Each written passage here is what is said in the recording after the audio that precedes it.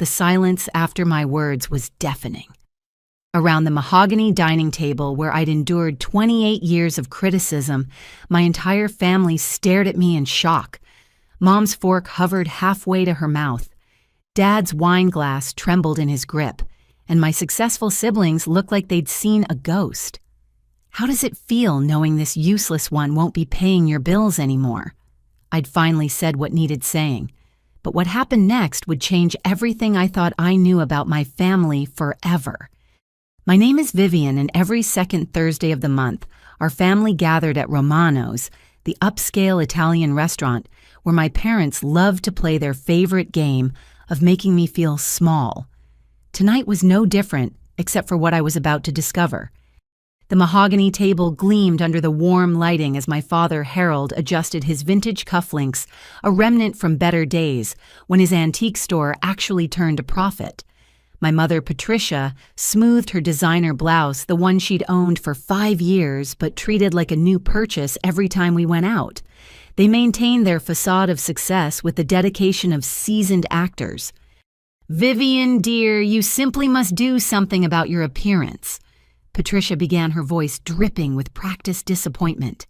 "That thrift store cardigan makes you look like you've given up on life entirely."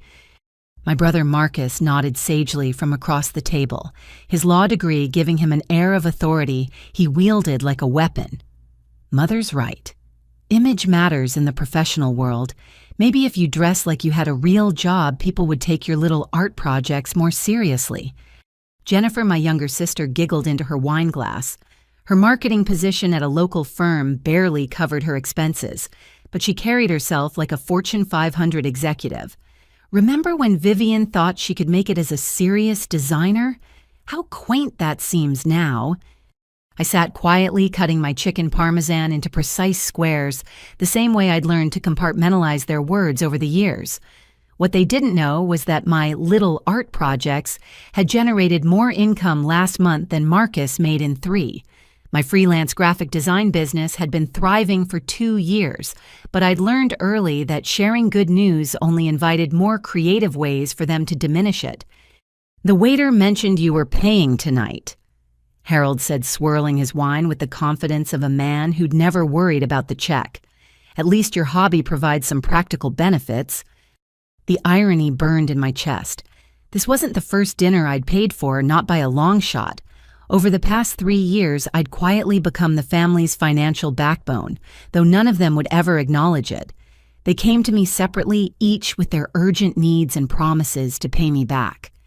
Marcus had needed help with his bar exam fees 2 years ago. "Just $5,000 to get me started," he'd said.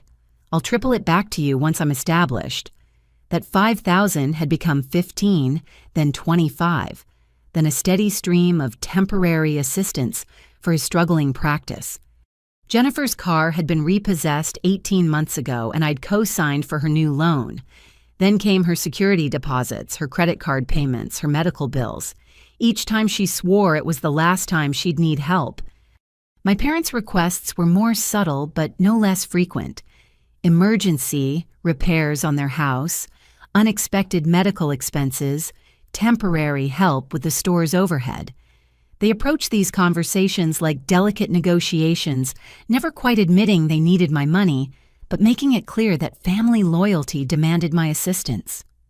The restaurant hummed with conversation around us, other families enjoying their meals, without the undercurrent of resentment that seasoned every dish at our table. I watched a couple at the next table laugh together, their faces bright with genuine affection, and wondered what it felt like to have family dinner without keeping mental tallies of insults and financial obligations. "Your apartment situation is still temporary, I hope." Patricia continued, her fork poised over her salad like a conductor's baton. "Surely you're not planning to stay in that neighborhood permanently. The crime rate alone should motivate you to find something more appropriate." The neighborhood she dismissed so casually was actually quite nice, and my apartment was spacious and well-maintained. But admitting I was comfortable would rob her of ammunition for her favorite hobby of redesigning my life according to her specifications. Marcus leaned back in his chair, projecting the casual confidence of someone whose bills were mysteriously always covered. Real estate is all about location. Location, location. You can't build wealth living like a college student forever. His words stung because building wealth was exactly what I was doing, just not in ways they'd ever recognize. While they focused on appearances and status symbols, I was quietly accumulating assets and building a business that could support me for decades. Speaking of real estate, Jennifer chimed in. I've been looking at condos downtown. The market is perfect for someone ready to make a serious investment. I almost choked on my wine. Jennifer's idea of a serious investment was usually a new handbag that cost more than most people's rent. The thought of her navigating a real estate purchase without bankrupting herself was genuinely terrifying. Harold cleared his throat, the signal that he was about to deliver one of his pronouncements about life and success. The difference between winners and losers in this world comes down to taking risks.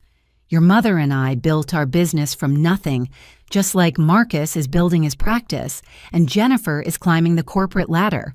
Success requires courage. The antique store he mentioned so proudly hadn't shown a profit in over a year. I knew this because I'd been quietly covering their business loan payments since last spring. But Harold spoke about it like a thriving empire, his chest puffed with pride over an enterprise that existed mainly in his imagination. Courage and vision, Patricia added, nodding approvingly. Some people are born with those qualities and others simply aren't. It's not anyone's fault, really. We can't all be leaders. Their words washed over me like cold rain, each comment designed to reinforce the family mythology that cast me as the disappointing underachiever, while they played the roles of successful achievers, graciously tolerating my presence. The performance was so practiced, so seamlessly coordinated, that I almost admired its artistry. What made it truly remarkable was how completely they'd convinced themselves of its truth. In their version of reality, they were self-made successes who occasionally helped their struggling sister out of the goodness of their hearts.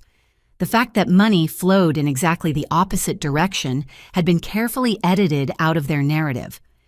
As I reached for my purse to signal the waiter, my father's phone buzzed against the table. He'd placed it face down next to his wine glass, but the vibration was strong enough to flip it over.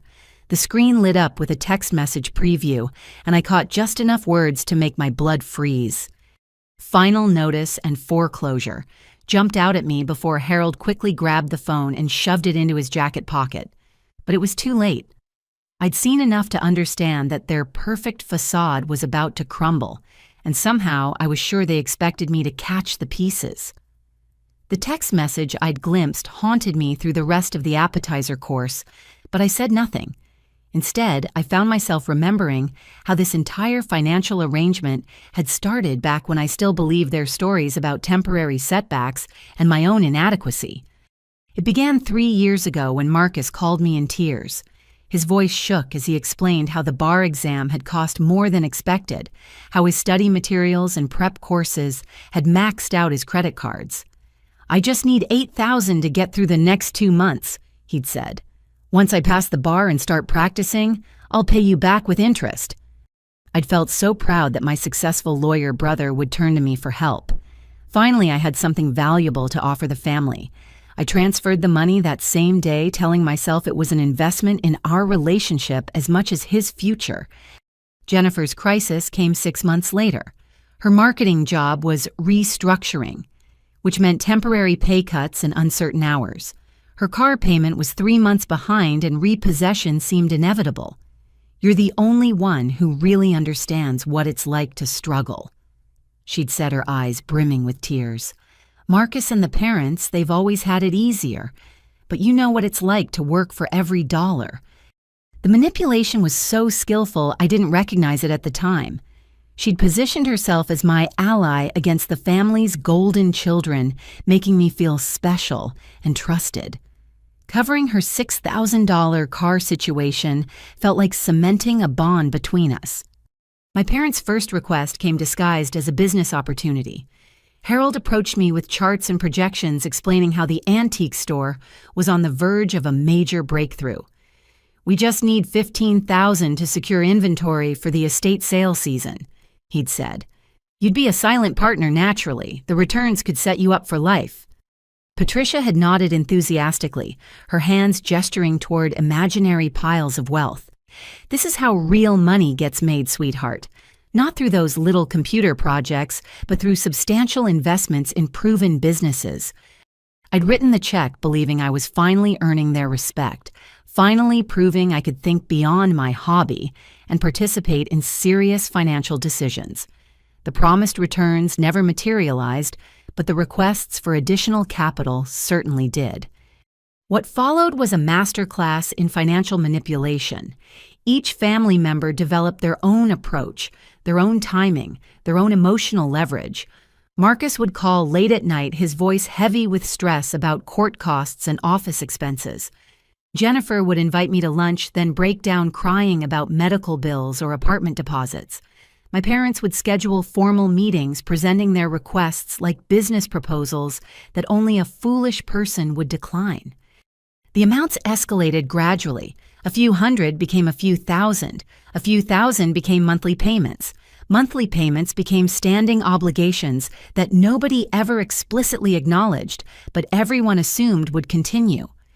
I started keeping spreadsheets telling myself it was just temporary record keeping until everyone got back on their feet. The numbers grew until they made me dizzy. 40,000, 60,000, 80,000.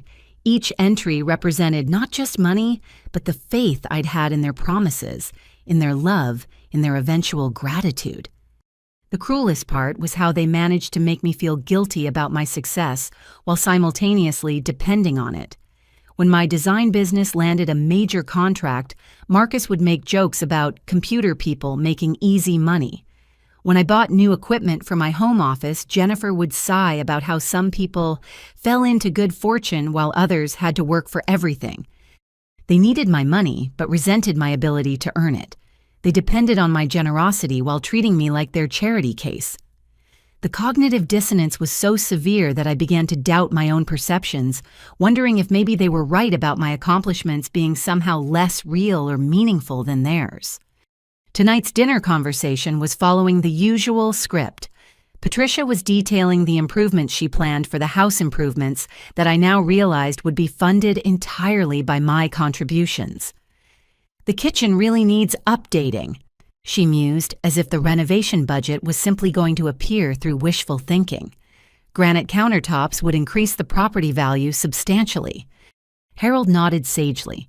Investment in real estate is always wise. Unlike some ventures that depend on technology trends and consumer whims, the dig at my business was subtle but unmistakable.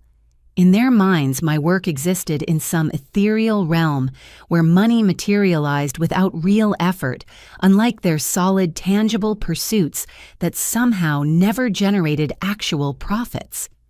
Marcus was describing his plans to expand his law practice, his voice full of confidence about markets and opportunities that would surely pan out this time. "I've been researching commercial real estate. The right office space could triple my client base within 6 months."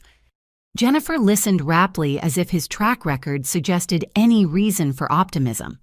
"Location is everything in professional services," she agreed. "Image drives results."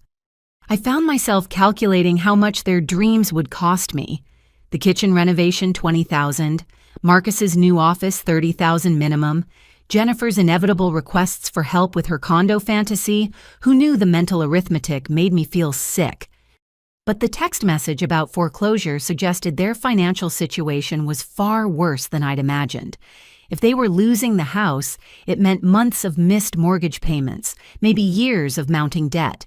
It meant the money I'd been sending hadn't been covering emergencies or investments, but basic survival expenses they were too proud to acknowledge. As our entrees arrived, the waiter paused beside Harold's chair. "I'm sorry, sir, but your card was declined. Do you have another form of payment?" The color drained from my father's face. Patricia's fork clattered onto her plate. Marcus and Jennifer looked confused, as if they'd never considered the possibility that their parents might not be able to afford dinner at the restaurant they'd chosen. Harold fumbled through his wallet, his hands shaking slightly as he produced another credit card. "Try this one." Sometimes the magnetic strips get damaged. But I could see the truth in his eyes, the panic of a man whose carefully constructed facade was crumbling in real time. This wasn't about damaged magnetic strips. This was about maxed-out credit lines and bank accounts that had been empty for longer than any of us realized. The waiter returned 2 minutes later with the same apologetic expression. "I'm sorry, sir. This one was also declined."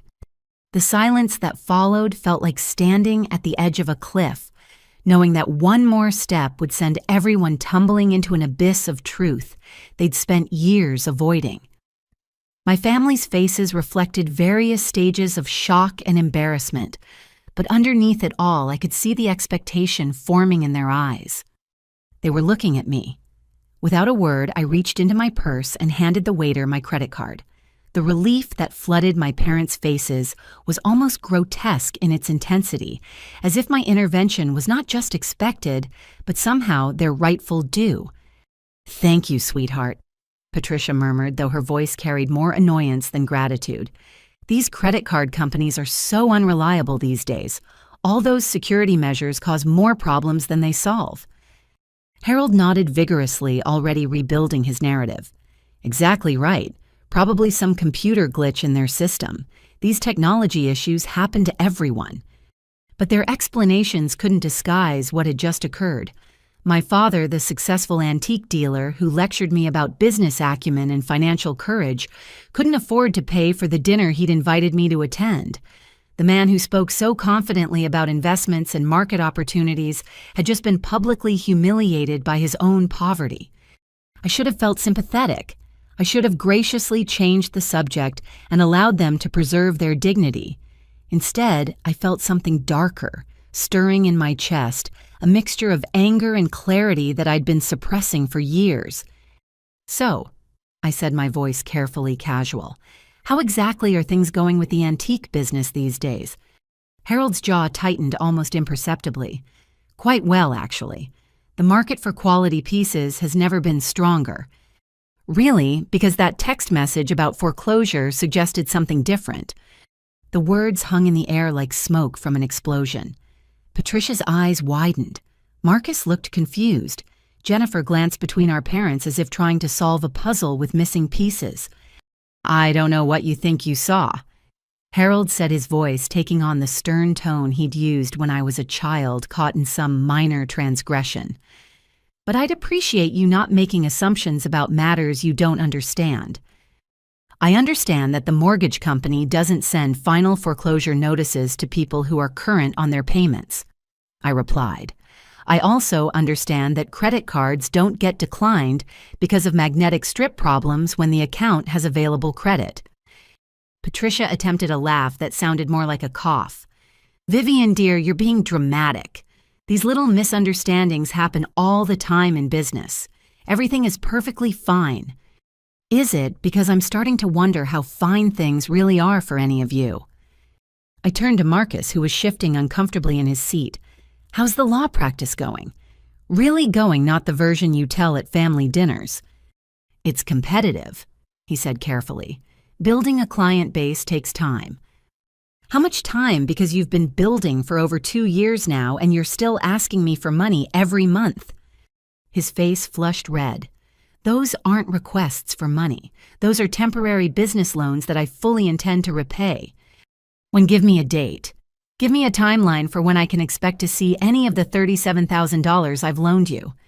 Jennifer gasped. "37,000, Marcus, you never told us it was that much." "It's not that simple," Marcus protested. "Legal expenses are complicated. Court costs, office rent, professional development. These are investments in future earnings." "What future earnings?" I asked. "How many clients do you actually have? How much revenue did your practice generate last month?" The questions hit him like physical blows. His confident facade cracked, revealing the desperation underneath. These things take time to develop. Rome wasn't built in a day. Rome also wasn't built with other people's money while the builders pretended to be successful architects. I turned to Jennifer next. "What about you? How's that marketing position treating you?" "Fine," she said quickly, but her voice was too high, too defensive. Fine enough to afford the condo you were talking about, fine enough to stop borrowing money for car payments and medical bills and security deposits. I don't borrow, she protested. You help me out sometimes because you're my sister. I've helped you out to the tune of $22,000 over the past 18 months. That's not sisterly assistance. That's financial dependency. The numbers landed like grenades at our elegant table. Patricia looked genuinely shocked, as if she'd had no idea her children were bleeding me dry.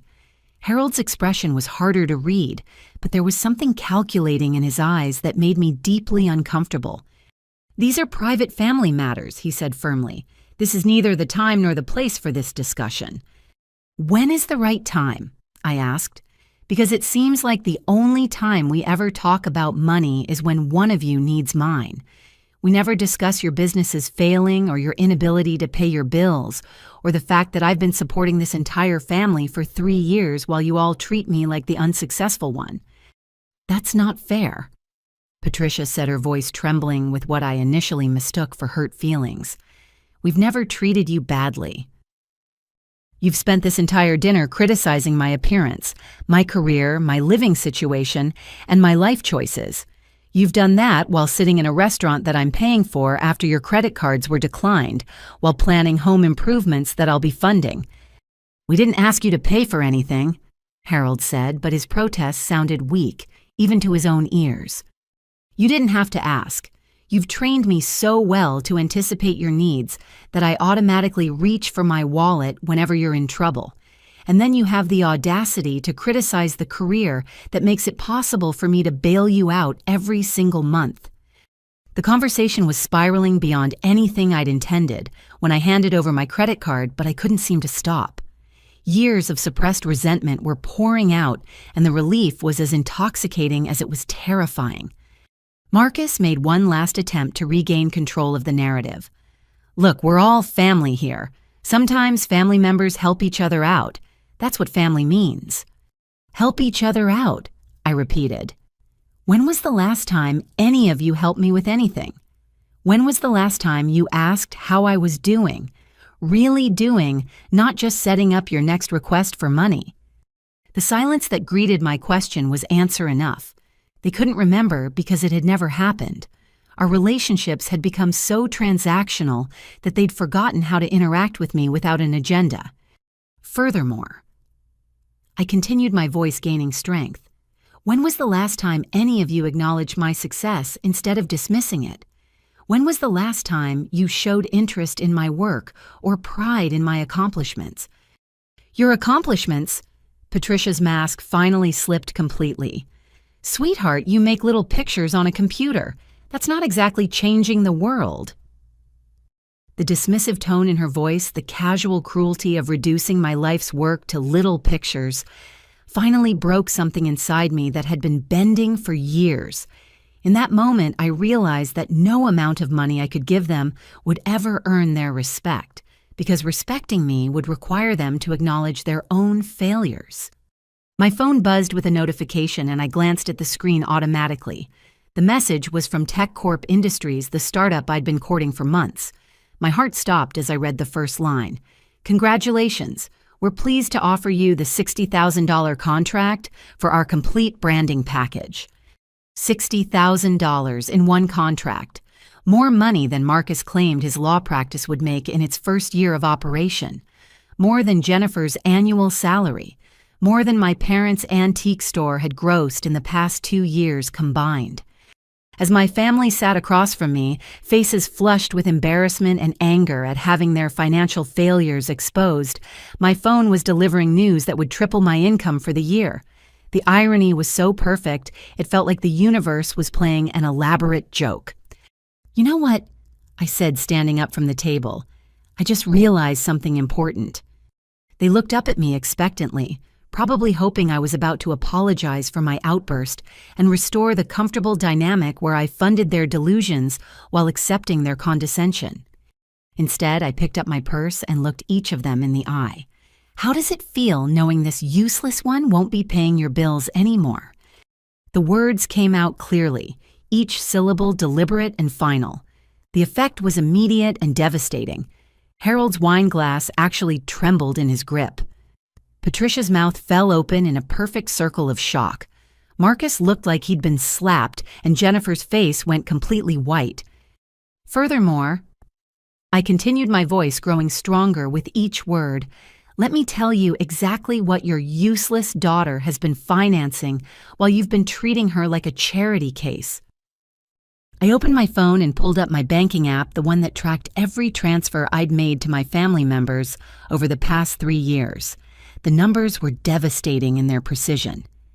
Marcus, your struggling law practice has cost me $37,215. Not loans, gifts. Because you've never paid back a single penny, and we both know you never will. Marcus tried to interrupt, but I held up my hand. Jennifer, your temporary financial difficulties have cost me $22,863. Car payments, medical bills, rent deposits, credit card payments, and God knows what else. All while you've been planning to buy a condo and criticizing my lifestyle choices. Jennifer's eyes filled with tears, but I was beyond caring about her emotional manipulation. Mom and Dad, your thriving antique business and all those wise investments you keep lecturing me about, I've contributed $41,412 to keep your doors open and your mortgage current. Obviously, that wasn't enough since you're apparently facing foreclosure anyway. The total hung in the air between us like a physical presence. $101,490, more than most people's annual salaries, more than many people's houses were worth, gone with nothing to show for it except the privilege of being criticized by the people who'd spent it. That's over $100,000 in 3 years, I said. Money I earned with my little computer pictures while building a business that just landed a $60,000 contract this evening. I held up my phone, showing them the email notification. That's right. While you were calling me useless, I was closing a deal that will pay me more in 6 months than any of you have made in the past year. Patricia found her voice first. Vivian, you're being cruel. We're family. Family helps each other. Help goes both ways, Mother. When was the last time any of you helped me with anything? When was the last time you offered to contribute to my life instead of just taking from it? Harold stood up, his face red with indignation. How dare you speak to your mother that way? We raised you, we supported you, we gave you everything. You gave me criticism and condescension while I gave you my bank account. That's not family, that's exploitation. Other diners were beginning to stare, but I was beyond caring about public embarrassment. My family had been humiliating me privately for years, so a little public truth-telling seemed like fair compensation. The bank is foreclosing on your house, I continued. Your credit cards are maxed out.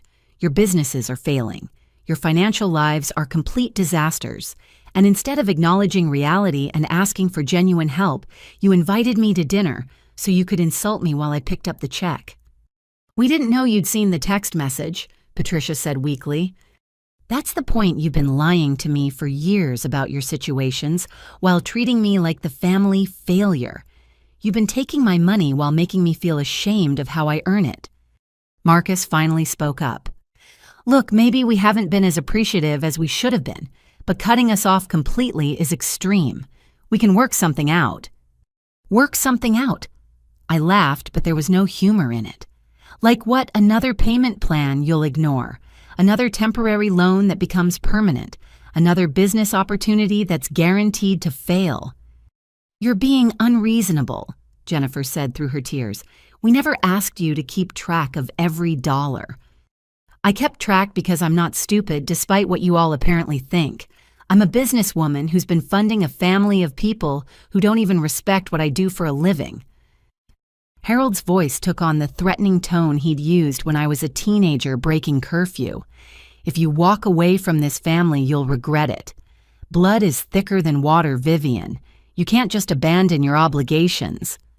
My obligations.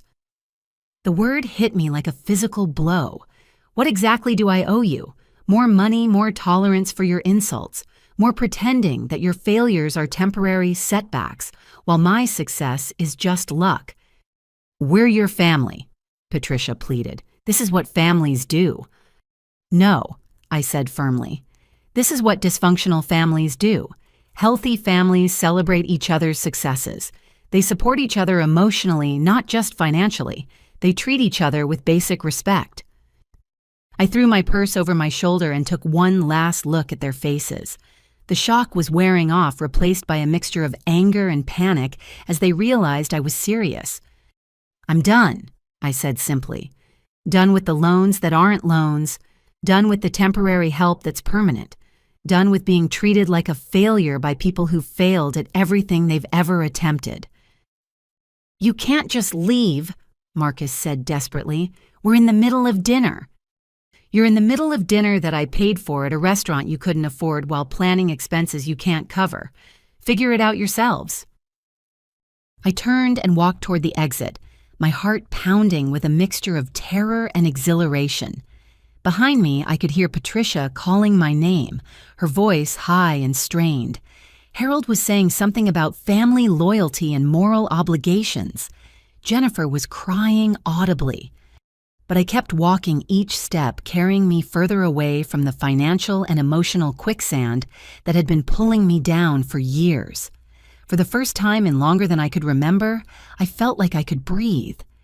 I had almost reached the restaurant's front door when I heard footsteps running behind me. Marcus caught up just as I reached my car in the parking lot, his face flushed and his breathing heavy. "Vivian, wait," he gasped. "Please, I need to talk to you." "We just talked," I said, fumbling with my keys. I thought I was pretty clear. "You don't understand," he said, grabbing my arm.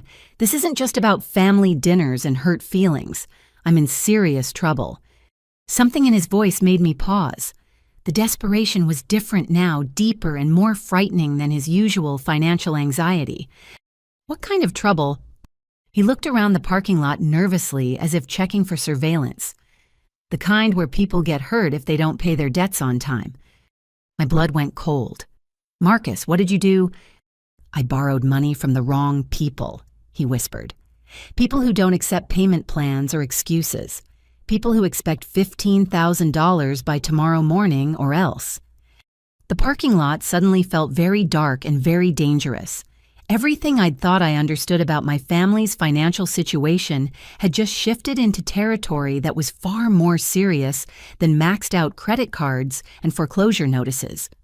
"How much do you owe them?" I asked, though I was afraid to hear the answer. $15,000 by tomorrow, but that's just this payment. The total is closer to 40. $40,000 to dangerous people. My brother, the lawyer, who was supposed to be smarter than all of us, had gotten himself trapped in a situation that could destroy his life and possibly mine. "Why?" I asked. "Why would you borrow money from loan sharks?" His face crumpled with shame. "Because the banks wouldn't loan me any more money. Because my practice was failing and I needed cash to keep the doors open. Because I thought I could win it back." "Win it back, Marcus? Are you gambling?" The silence that followed was answer enough. My successful lawyer brother, the golden child who'd always been held up as an example of achievement and responsibility, was a gambling addict who'd borrowed money from criminals to fund his addiction. Everything suddenly made sense. The constant requests for money, the vague explanations about legal expenses and business costs, the panic in his voice whenever I asked for specific details about his practice. He'd been lying about everything, not just to me, but probably to himself. "How long?" I asked. 2 years, he admitted. Maybe 3. It started small, just poker games with other lawyers. But then I found online sites and the amounts got bigger, and I started losing more than I could afford. "So you borrowed money from criminals to chase your losses." I thought I could turn it around. I had a system, a strategy. I was so close to breaking even. "You're never close to breaking even in gambling, Marcus. That's how they keep you hooked." "I know that now," he said miserably. "But it's too late. They want their money tomorrow, and if I don't have it, they're going to hurt me. Maybe worse." As if summoned by his words, a black SUV with tinted windows pulled into the parking lot and parked directly under one of the overhead lights. The engine continued running, but nobody got out. Marcus saw the vehicle and went completely white. Oh God, they followed me. They said they would, but I didn't think. Who's in that car? I asked, though I was pretty sure I already knew. The people I owe money to. They've been watching me for weeks, making sure I don't skip town or do anything stupid. The SUV's passenger door opened and a man in an expensive suit climbed out. He was tall and well-built, with the kind of casual confidence that suggested violence was always an option, but rarely necessary. He looked directly at us and smiled, but there was nothing friendly about the expression. Two more men emerged from the vehicle, both dressed similarly and carrying themselves with the same predatory grace. They began walking toward us with the measured pace of people who knew their targets couldn't run. "Vivian," Marcus whispered urgently. "I need that 15,000. Tonight. If you don't help me, I don't know what they'll do." I stood frozen in the parking lot watching three dangerous-looking men approach, while my gambling-addicted brother begged me for money I'd just sworn never to give him again. The evening had gone from family drama to genuine peril in the space of a single conversation. Everything I'd said inside the restaurant about being done with their problems suddenly felt naive and premature. This wasn't about hurt feelings or financial responsibility anymore. This was about my brother's safety and possibly my own. The men were getting closer, and I had about 30 seconds to decide whether to break my promise to myself or let Marcus face the consequences of his choices alone. The lead man reached us first, his smile never wavering despite the obvious threat in his posture. He was younger than I'd expected, maybe early 30s, with perfectly styled hair and shoes that probably cost more than most people's rent. His companions flanked him on either side, creating a semicircle that blocked our path to my car. "Marcus," the man said, his voice surprisingly warm and friendly. "Right on time. I was beginning to think you might try to avoid our little appointment." "Tommy, I told you I'd have the money tomorrow," Marcus said, his voice shaking. "I just need a few more hours." "Tomorrow was yesterday's promise," Tommy replied, still smiling. "Today's promise was tonight. We're very punctual people, Marcus. We appreciate punctuality in others." I found myself studying Tommy's face, looking for signs of the violence Marcus had implied. Instead, I saw a businessman conducting a routine transaction, which somehow made him even more frightening than if he'd been obviously threatening. "This is my sister," Marcus said quickly. "Vivian, this is Tommy. He's been helping me with some temporary cash flow issues." Tommy's attention shifted to me, and I felt like a specimen being examined under a microscope. "Ah, the famous sister. Marcus has told us so much about you. Successful business owner, very generous with family members. It's nice to finally meet you in person." The fact that they'd been discussing me made my skin crawl. How long had Marcus been using my name and reputation to secure his gambling loans? How much did these people know about my finances and business? "I'm not involved in Marcus's business arrangements," I said carefully, trying to keep my voice steady. "Of course not," Tommy agreed. "But family is family, isn't it? When someone's in trouble, relatives naturally want to help out."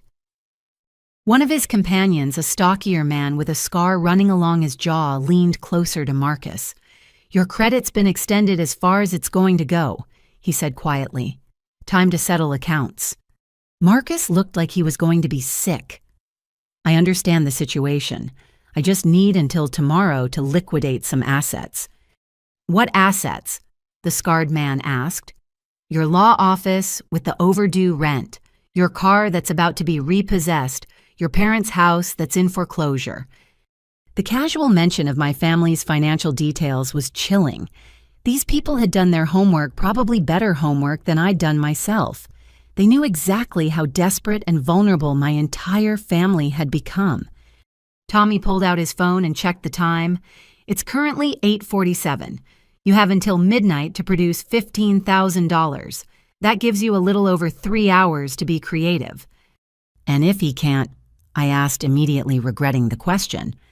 Tommy's smile widened, showing perfect teeth.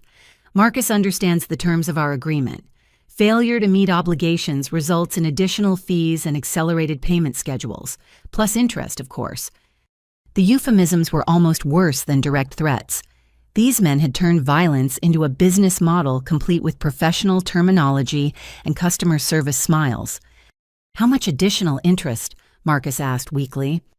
"Double the principal payable within 24 hours, so 30,000 instead of 15 due by tomorrow night." "That's impossible," Marcus protested. "I don't have access to that kind of money." "Then you should probably focus on tonight's payment," Tommy suggested reasonably. "Solve today's problem before worrying about tomorrow's complications." He gestured toward me with the casual confidence of someone accustomed to getting what he wanted. "Perhaps your sister would like to contribute to keeping you healthy and productive. Family investments often have the best returns." The implication was clear. Pay now or pay much more later, assuming Marcus survived to make future payments. The business model was brutally efficient in its simplicity. "I need to think about this," I said. "Naturally," Tommy replied, "but don't think too long. Time is money and money is time. When you run out of one, you tend to run out of the other."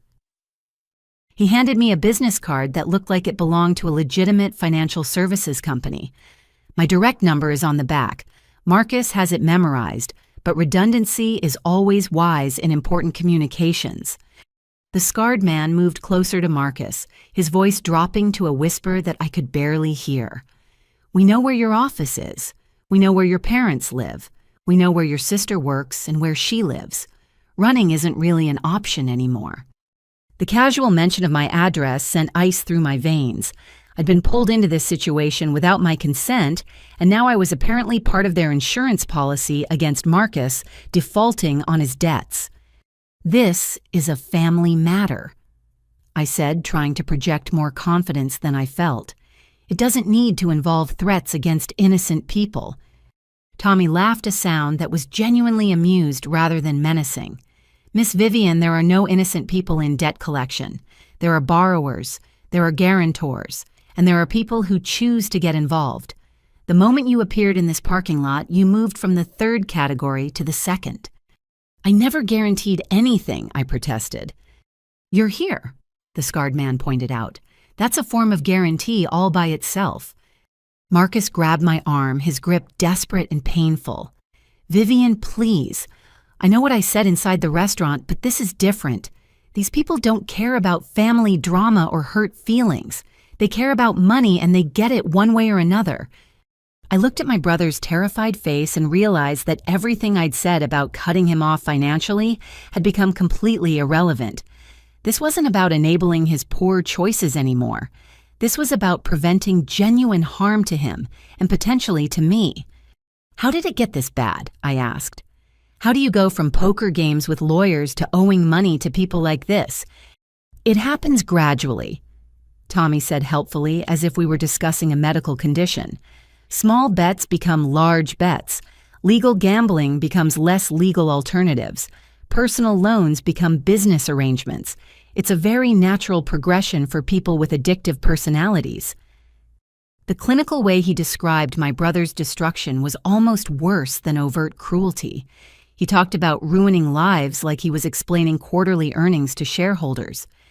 Marcus's phone buzzed and he checked the message with shaking hands. His face went even whiter as he read. "They know about Jennifer," he whispered. "What about Jennifer?" I asked. Tommy checked his own phone and nodded approvingly. "Efficient staff work. Your sister Jennifer left the restaurant about 10 minutes ago. She's currently at her apartment, probably wondering why her brother is taking so long to come home from dinner." The implication was crystal clear. They had people watching all of us now, not just Marcus. My sister, who had nothing to do with any of this beyond being related to a gambling addict, was now part of their leverage system. "She doesn't know anything about this," I said. "She knows she has a brother who owes money and a sister who earns money," the scarred man replied. "That's sufficient knowledge for our purposes." My phone rang and I saw Jennifer's name on the caller ID. With growing dread, I answered the call. "Vivian." Jennifer's voice was high and panicked. "There are men outside my apartment building. They're not doing anything threatening, but they're obviously watching the entrance. I'm scared." Tommy nodded approvingly. "Good situational awareness. That's a useful survival skill. Tell her you're handling the situation, the scarred man suggested. Tell her to stay inside and wait for your call. I wanted to hang up and call the police, but the rational part of my brain understood that involving law enforcement would probably make things worse for everyone. These people had turned intimidation into an art form, staying just on the right side of actionable threats while making their intentions perfectly clear. "Jennifer, I need you to stay inside for a while," I said. "Marcus got himself into some trouble, and I'm working on fixing it." "What kind of trouble should I call the police?" Tommy shook his head firmly, his smile never wavering. "No police," I said. "Just stay put. I'll call you back in a few hours." I hung up feeling like I'd just signed both our death warrants. "Excellent decision-making," Tommy said approvingly. "Police involvement tends to complicate these situations unnecessarily. We prefer to handle things privately between friends." "We're not friends," I said. "Not yet," he agreed, "but money has a way of building relationships. Pay tonight's obligation, and we can start building trust for future interactions." The casual assumption that there would be future interactions made me realize that paying Marcus's debt tonight wouldn't end this nightmare. It would just buy us time to dig the hole deeper. "If I pay the $15,000, what guarantee do I have that this ends here?" I asked. Tommy looked genuinely puzzled by the question. Why would it end? Marcus still has outstanding obligations. Tonight's payment is just bringing his account current. "How much does he owe in total?" "Currently about $43,000, including tonight's payment and accumulated interest. But that number changes daily depending on his gambling activity." Marcus looked like he wanted to disappear into the asphalt. "I've been trying to win it back," he said miserably. "I thought if I could hit one big score, I could pay everyone off and start fresh." "Addicts always think that," the scarred man observed. "It's part of the psychology. The addiction convinces them that the solution to gambling losses is more gambling." They understood Marcus's psychology better than he understood it himself, which explained how they'd managed to trap him so completely. They were predators who specialized in people exactly like my brother. My phone buzzed with a text message and I glanced at the screen.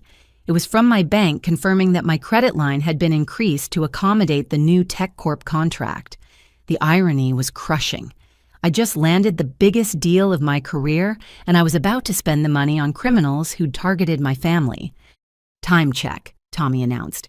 9:15. You have 2 hours and 45 minutes to make tonight's payment.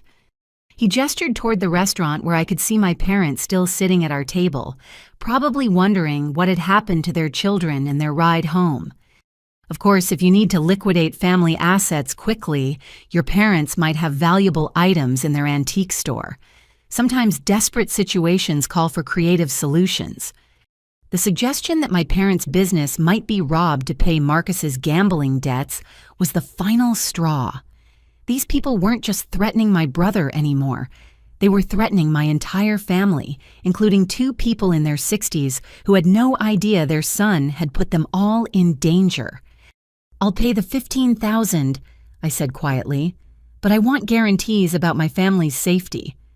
"Payment first," Tommy said pleasantly. "Negotiations second, that's standard business protocol." I looked at Marcus, who was staring at the ground like a man attending his own funeral. Everything I'd said about cutting him off, everything I'd planned about establishing boundaries and protecting my own financial future, had just become meaningless. But as I started to reach for my phone to initiate the bank transfer, a new sound cut through the night air. Sirens growing closer, accompanied by the distinctive rumble of multiple police vehicles approaching at high speed.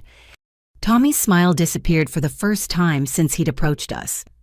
"Now that," he said quietly, "is an unfortunate complication."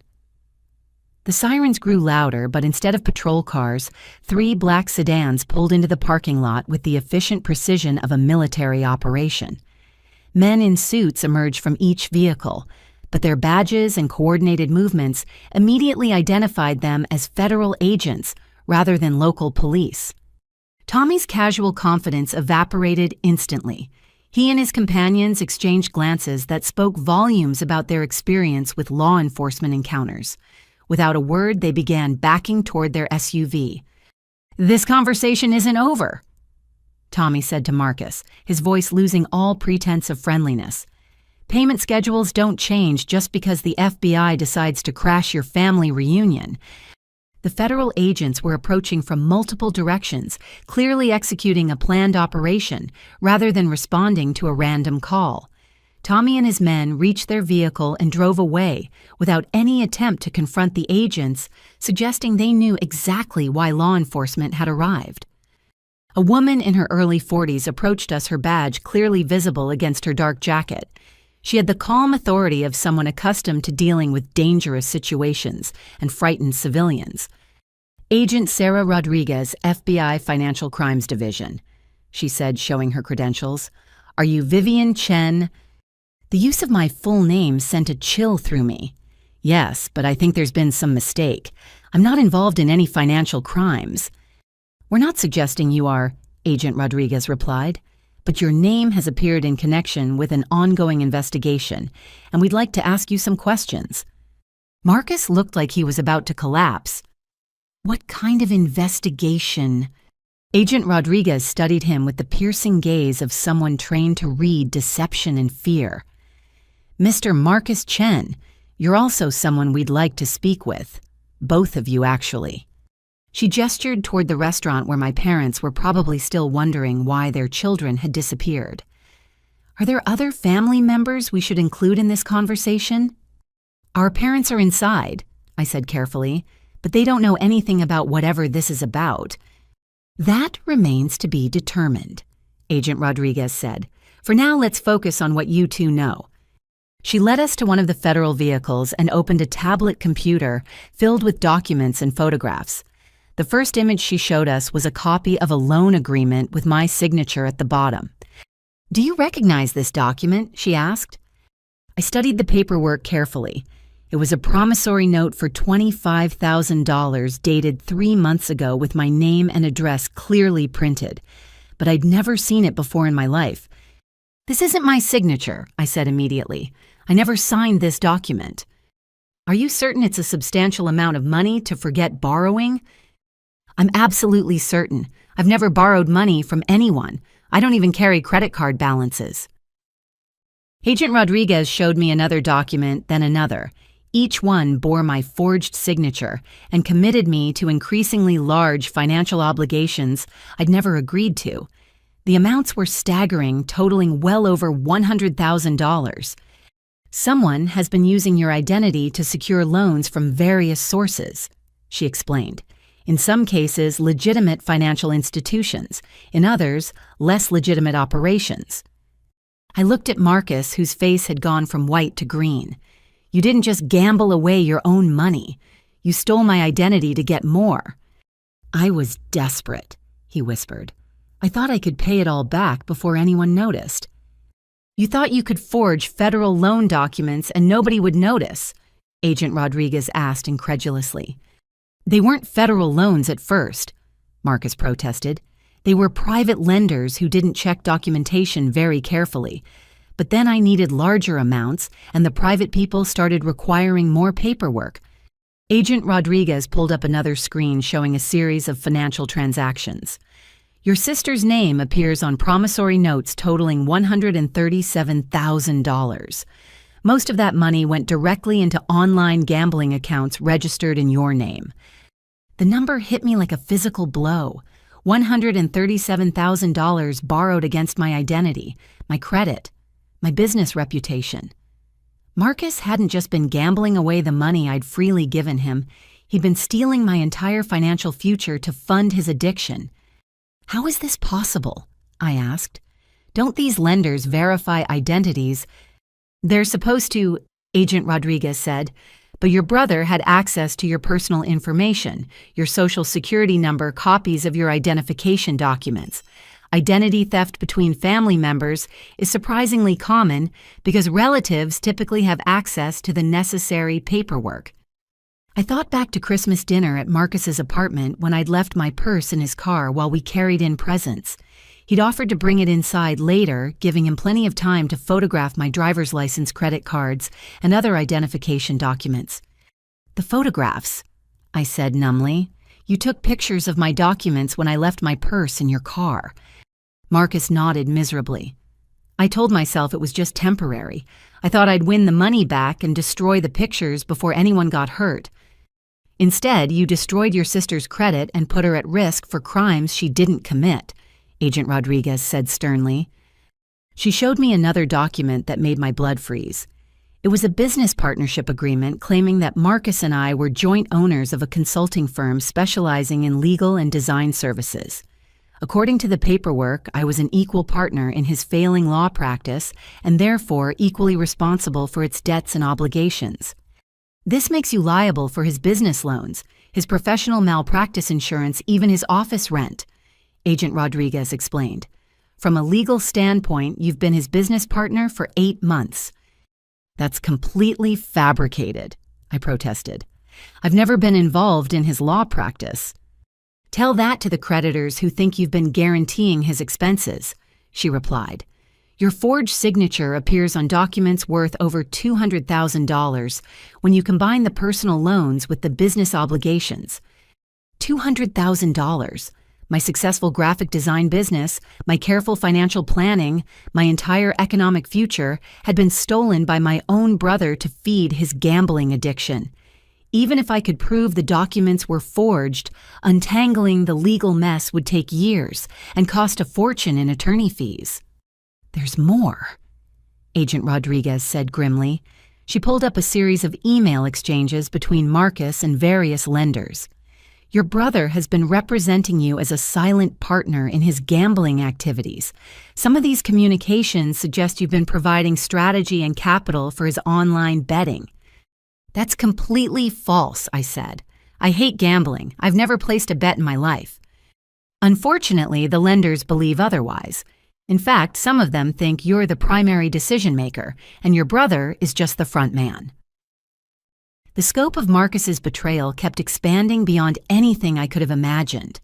Not only had he stolen my identity and forged my signature, but he'd been actively portraying me as his criminal accomplice to justify larger and larger loans.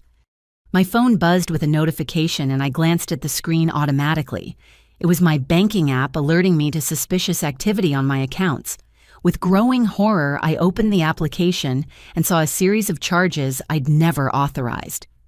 Agent Rodriguez, I said, my voice shaking. Someone is actively using my credit cards right now. She leaned over to look at my phone screen. The charges were substantial and recent, including cash advances, wire transfers, and online payments to gambling websites. When did this activity start? She asked. I scrolled through the transaction history, feeling sicker with each entry. 3 hours ago, right around the time we sat down for dinner. Agent Rodriguez and I looked at Marcus simultaneously. His face told us everything we needed to know. You're still using her identity, Agent Rodriguez said, her voice flat with disgust. Even after everything you've told us about being desperate and wanting to make things right, you're continuing to steal from your sister. I had to, Marcus said desperately. Tommy expects payment tonight. If I don't have the money, he'll hurt all of us. So you decided to steal more money from the person who's been supporting you for years. I was going to tell her, he protested weakly. I was going to explain everything and ask for help. By showing her a bunch of forged documents that make her criminally liable for your debts, I asked incredulously. Agent Rodriguez closed her tablet and fixed Marcus with a stare that could have melted steel. Mr. Chen, you're under arrest for identity theft, wire fraud, and conspiracy to commit financial crimes. You have the right to remain silent. As she read him his Miranda rights, I found myself staring at my phone screen, watching my bank balance decrease in real time as charges continued to appear. Even now, even while being arrested, the gambling websites continued processing transactions using my stolen financial information. Can you stop the charges? I asked Agent Rodriguez. We'll contact your bank immediately and freeze all accounts associated with the fraudulent activity, she assured me. But recovering the money that's already been stolen will take time. I calculated quickly in my head. Between the forged loans and the unauthorized charges, Marcus had stolen roughly $250,000 in my name. Even if I could prove my innocence and recover some of the money, my credit would be destroyed for years. The successful business I'd built, the financial independence I'd worked so hard to achieve, the future I'd planned for myself, had all been destroyed by the brother I'd been trying to help. Agent Rodriguez finished arresting Marcus and turned back to me. "There's something else you need to know about this investigation." "What else could there possibly be?" I asked. "The loan shark operation you encountered tonight. We've been investigating them for 6 months. They don't just loan money to desperate gamblers. They're part of a larger criminal network that specializes in identity theft and financial fraud." She pulled out her phone and showed me surveillance photos of Tommy and his associates. "These men work with people like your brother to identify potential victims with good credit and substantial assets. They help forge documents, launder money, and intimidate families into paying debts they never actually owed." The implication hit me like a sledgehammer. Marcus wasn't just a victim of their loan shark operation. He was helping them target other people. "That's what we're trying to determine," Agent Rodriguez said. "But based on the evidence we've collected so far, your brother may have been actively recruiting other victims for this criminal network." I looked at Marcus, who was now sitting in the back of a federal vehicle with his hands cuffed behind his back. The brother I'd been trying to save wasn't just a gambling addict who'd made poor choices. He was a criminal who'd been systematically destroying other people's lives to fund his addiction. And I was just one of his victims. Agent Rodriguez led me to a quieter section of the parking lot where we could speak privately, while her colleagues processed Marcus and secured the crime scene. The federal operation was clearly much larger than a simple identity theft case. "Before we continue," she said, "I need you to understand that you're in potential physical danger. The people who approached you tonight aren't just loan sharks. They're part of an organized criminal enterprise that doesn't distinguish between willing participants and unwilling victims." "What does that mean exactly?" I asked, though I was afraid I already knew. "It means they consider you a debtor now regardless of how the debt was created. From their perspective, money was loaned in your name, and they expect to be repaid by you or your family." She showed me surveillance photos taken from various angles around the restaurant.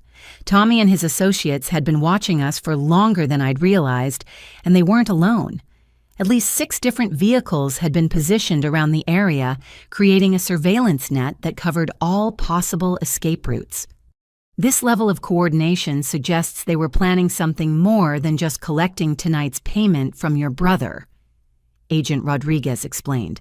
They were prepared for a larger operation. "What kind of operation?" "Kidnapping, most likely. If your brother couldn't pay, they were probably planning to take him and use him as leverage against your family. When you showed up and demonstrated access to substantial funds, you became a more valuable target." The casual way she discussed kidnapping made my knees weak. I thought tonight's confrontation was about money and family drama, not organized crime and personal safety. "Are they still watching us?" I asked, glancing around the parking lot nervously. "Our surveillance teams have identified at least 3 vehicles maintaining observation posts around this location. The subjects haven't left the area, which suggests they're waiting to see how this situation develops." Agent Rodriguez pulled up another screen on her tablet showing financial records I didn't recognize. "Your brother's gambling addiction made him an ideal recruitment target for this organization. They specifically look for people with access to family members who have good credit and substantial assets. So they've been planning to target my family for months. Longer than that. We have evidence suggesting they've been investigating your financial situation for over a year. They know about your business, your contracts, your banking relationships, even your real estate holdings." I didn't own any real estate, but apparently the criminals thought I did. "What real estate holdings?" Agent Rodriguez frowned and scrolled through the documents on her tablet. "According to our intelligence, you're listed as the beneficial owner of several properties in different states. Investment properties, generating rental income." "That's impossible. I rent my apartment. I've never owned any property." She showed me deed records and property tax documents bearing my name and signature. Just like the loan agreements, they were obvious forgeries, but they'd been filed with official government agencies and recorded as legitimate transactions. Your brother has been creating an entirely fictional financial profile for you, she explained. On paper, you appear to be a wealthy property investor with multiple income streams and substantial collateral for large loans. The scope of the fraud was staggering. Marcus hadn't just stolen my identity to get money for gambling. He'd constructed an elaborate false persona that made me appear to be worth millions of dollars. Why would he make me look wealthy? Wouldn't that make it harder to get sympathy loans? Because the loans weren't about sympathy. They were about collateral. The lenders believed they could seize your properties if you defaulted on the payments. Agent Rodriguez pulled up mortgage documents showing that someone had taken out second mortgages on properties I'd never owned, using my identity as the borrower.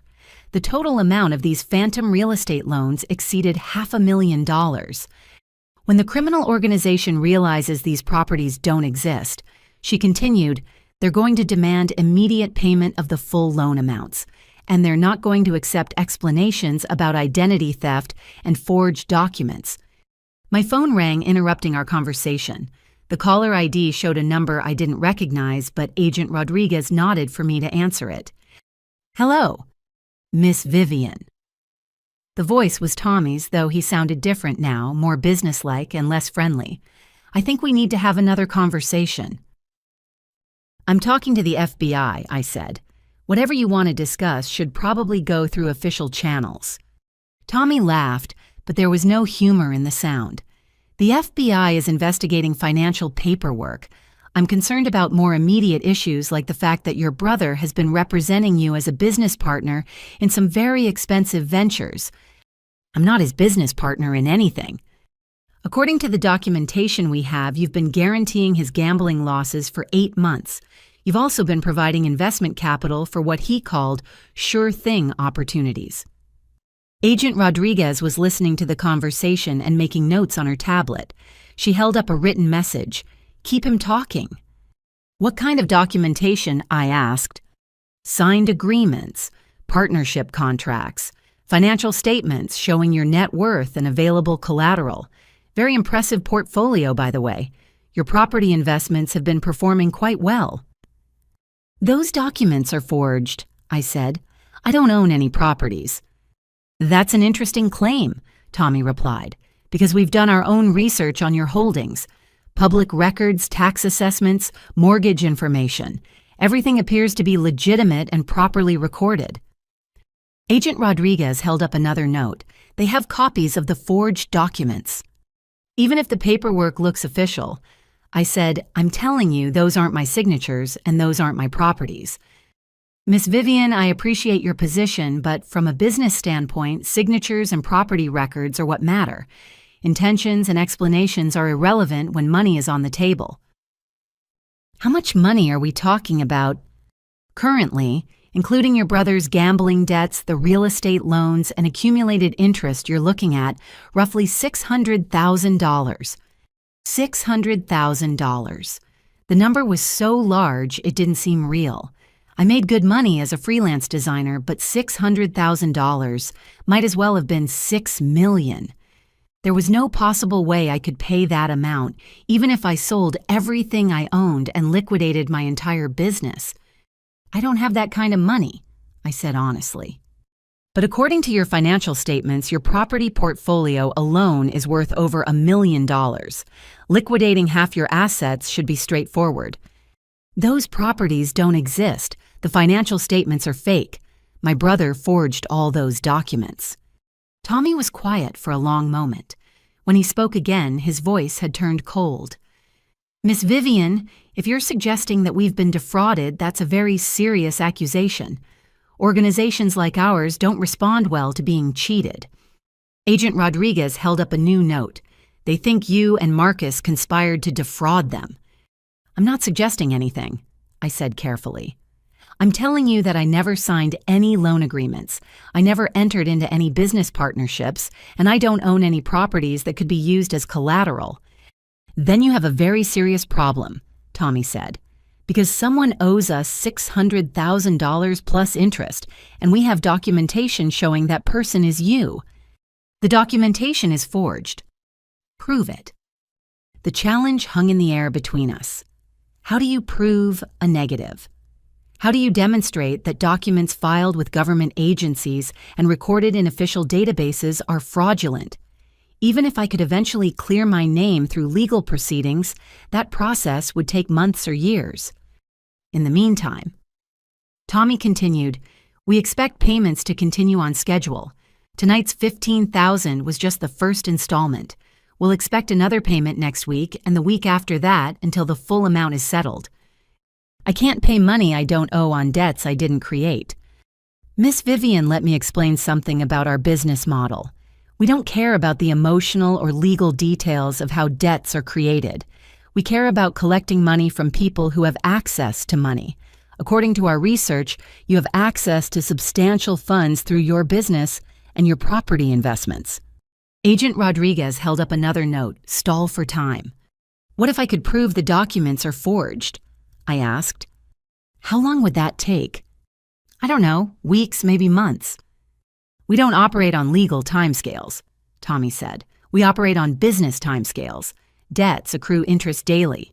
Collections activities continue regardless of pending paperwork. What kind of collections activities?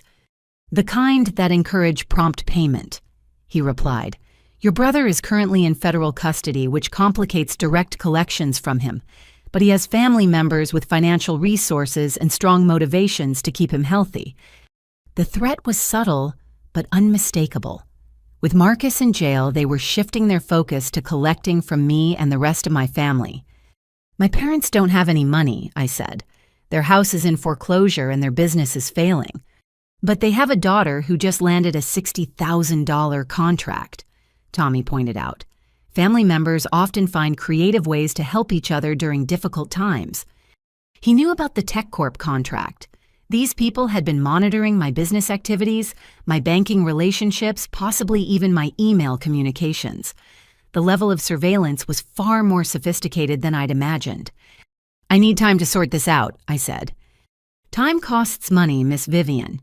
Every day you delay increases the total amount owed. Interest compounds daily and our collection fees are quite substantial. Agent Rodriguez was writing furiously, apparently coordinating with other team members through text messages. She held up a note. Almost ready. How much time? Tommy asked. A week. A week costs you an additional $50,000 in interest and fees. Are you sure that's economically efficient? $50,000 just for a week's delay. Even if I could prove my innocence, the financial penalties for defending myself would bankrupt me. What are my other options? I asked. Immediate payment of tonight's installment followed by a structured payment plan for the remaining balance. We're reasonable business people, Miss Vivian. We want to find solutions that work for everyone. Agent Rodriguez held up a final note, now. Suddenly, the parking lot filled with the sound of vehicles moving at high speed. Federal agents in tactical gear surrounded the restaurant from multiple directions, their movements coordinated with military precision. Miss Vivian. Tommy's voice had changed again, taking on an edge of concern. It sounds like your evening is about to become more complicated. The FBI is arresting my brother for identity theft, I said. This isn't about me trying to avoid paying debts. This is about criminal fraud. Criminal fraud that resulted in our organization losing substantial amounts of money, Tommy replied. From our perspective, the source of the problem is less important than the solution.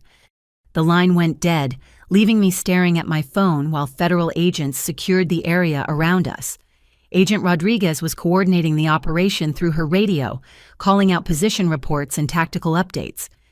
Did they get him? I asked. We got his phone signal, she replied. But these people are professionals. Chances are good that Tommy was using a disposable phone from a remote location. She showed me her tablet screen, which now displayed a map with multiple red dots indicating vehicle positions around the restaurant. However, we did locate their surveillance teams. 6 vehicles, 14 suspects, all now in federal custody. Does that mean it's over? Agent Rodriguez looked at me with an expression that was part sympathy and part professional concern. "Miss Vivian, I'm afraid this is just the beginning. These people don't forget about debts, and they don't accept legal technicalities as payment plans. So what happens now? Now we try to keep you alive long enough to untangle the mess your brother created." Agent Rodriguez led me inside the restaurant where my parents were sitting at our table, looking confused and increasingly worried. Other diners had been quietly evacuated during the federal operation, leaving the dining room eerily empty, except for law enforcement personnel and my family. "Mom, Dad, we need to talk," I said, sliding into my chair across from them. Harold looked at the FBI agents positioned around the restaurant and then at Marcus's empty seat. "Where's your brother? And why are there federal agents here?" Before I could answer, Agent Rodriguez placed her tablet on the table and showed them the same forged loan documents she'd shown me. "Mr. and Mrs. Chen, your son has been using your daughter's identity to commit federal financial crimes. He's currently under arrest." Patricia's face went white. "That's impossible. Marcus is a lawyer. He would never do anything illegal." "Unfortunately, we have substantial evidence suggesting otherwise," Agent Rodriguez replied. She scrolled through dozens of forged documents, each one bearing my signature and committing me to massive financial obligations. "These are loan agreements totaling over $600,000, all signed with your daughter's forged signature," she explained. "The money was used primarily for online gambling, though some of it went to pay legitimate business expenses for your son's law practice." Harold studied the documents with the careful attention he usually reserved for appraising antiques. "The signatures look authentic," he said slowly. "That's because your son had access to legitimate identification documents and could practice copying the signatures," Agent Rodriguez explained.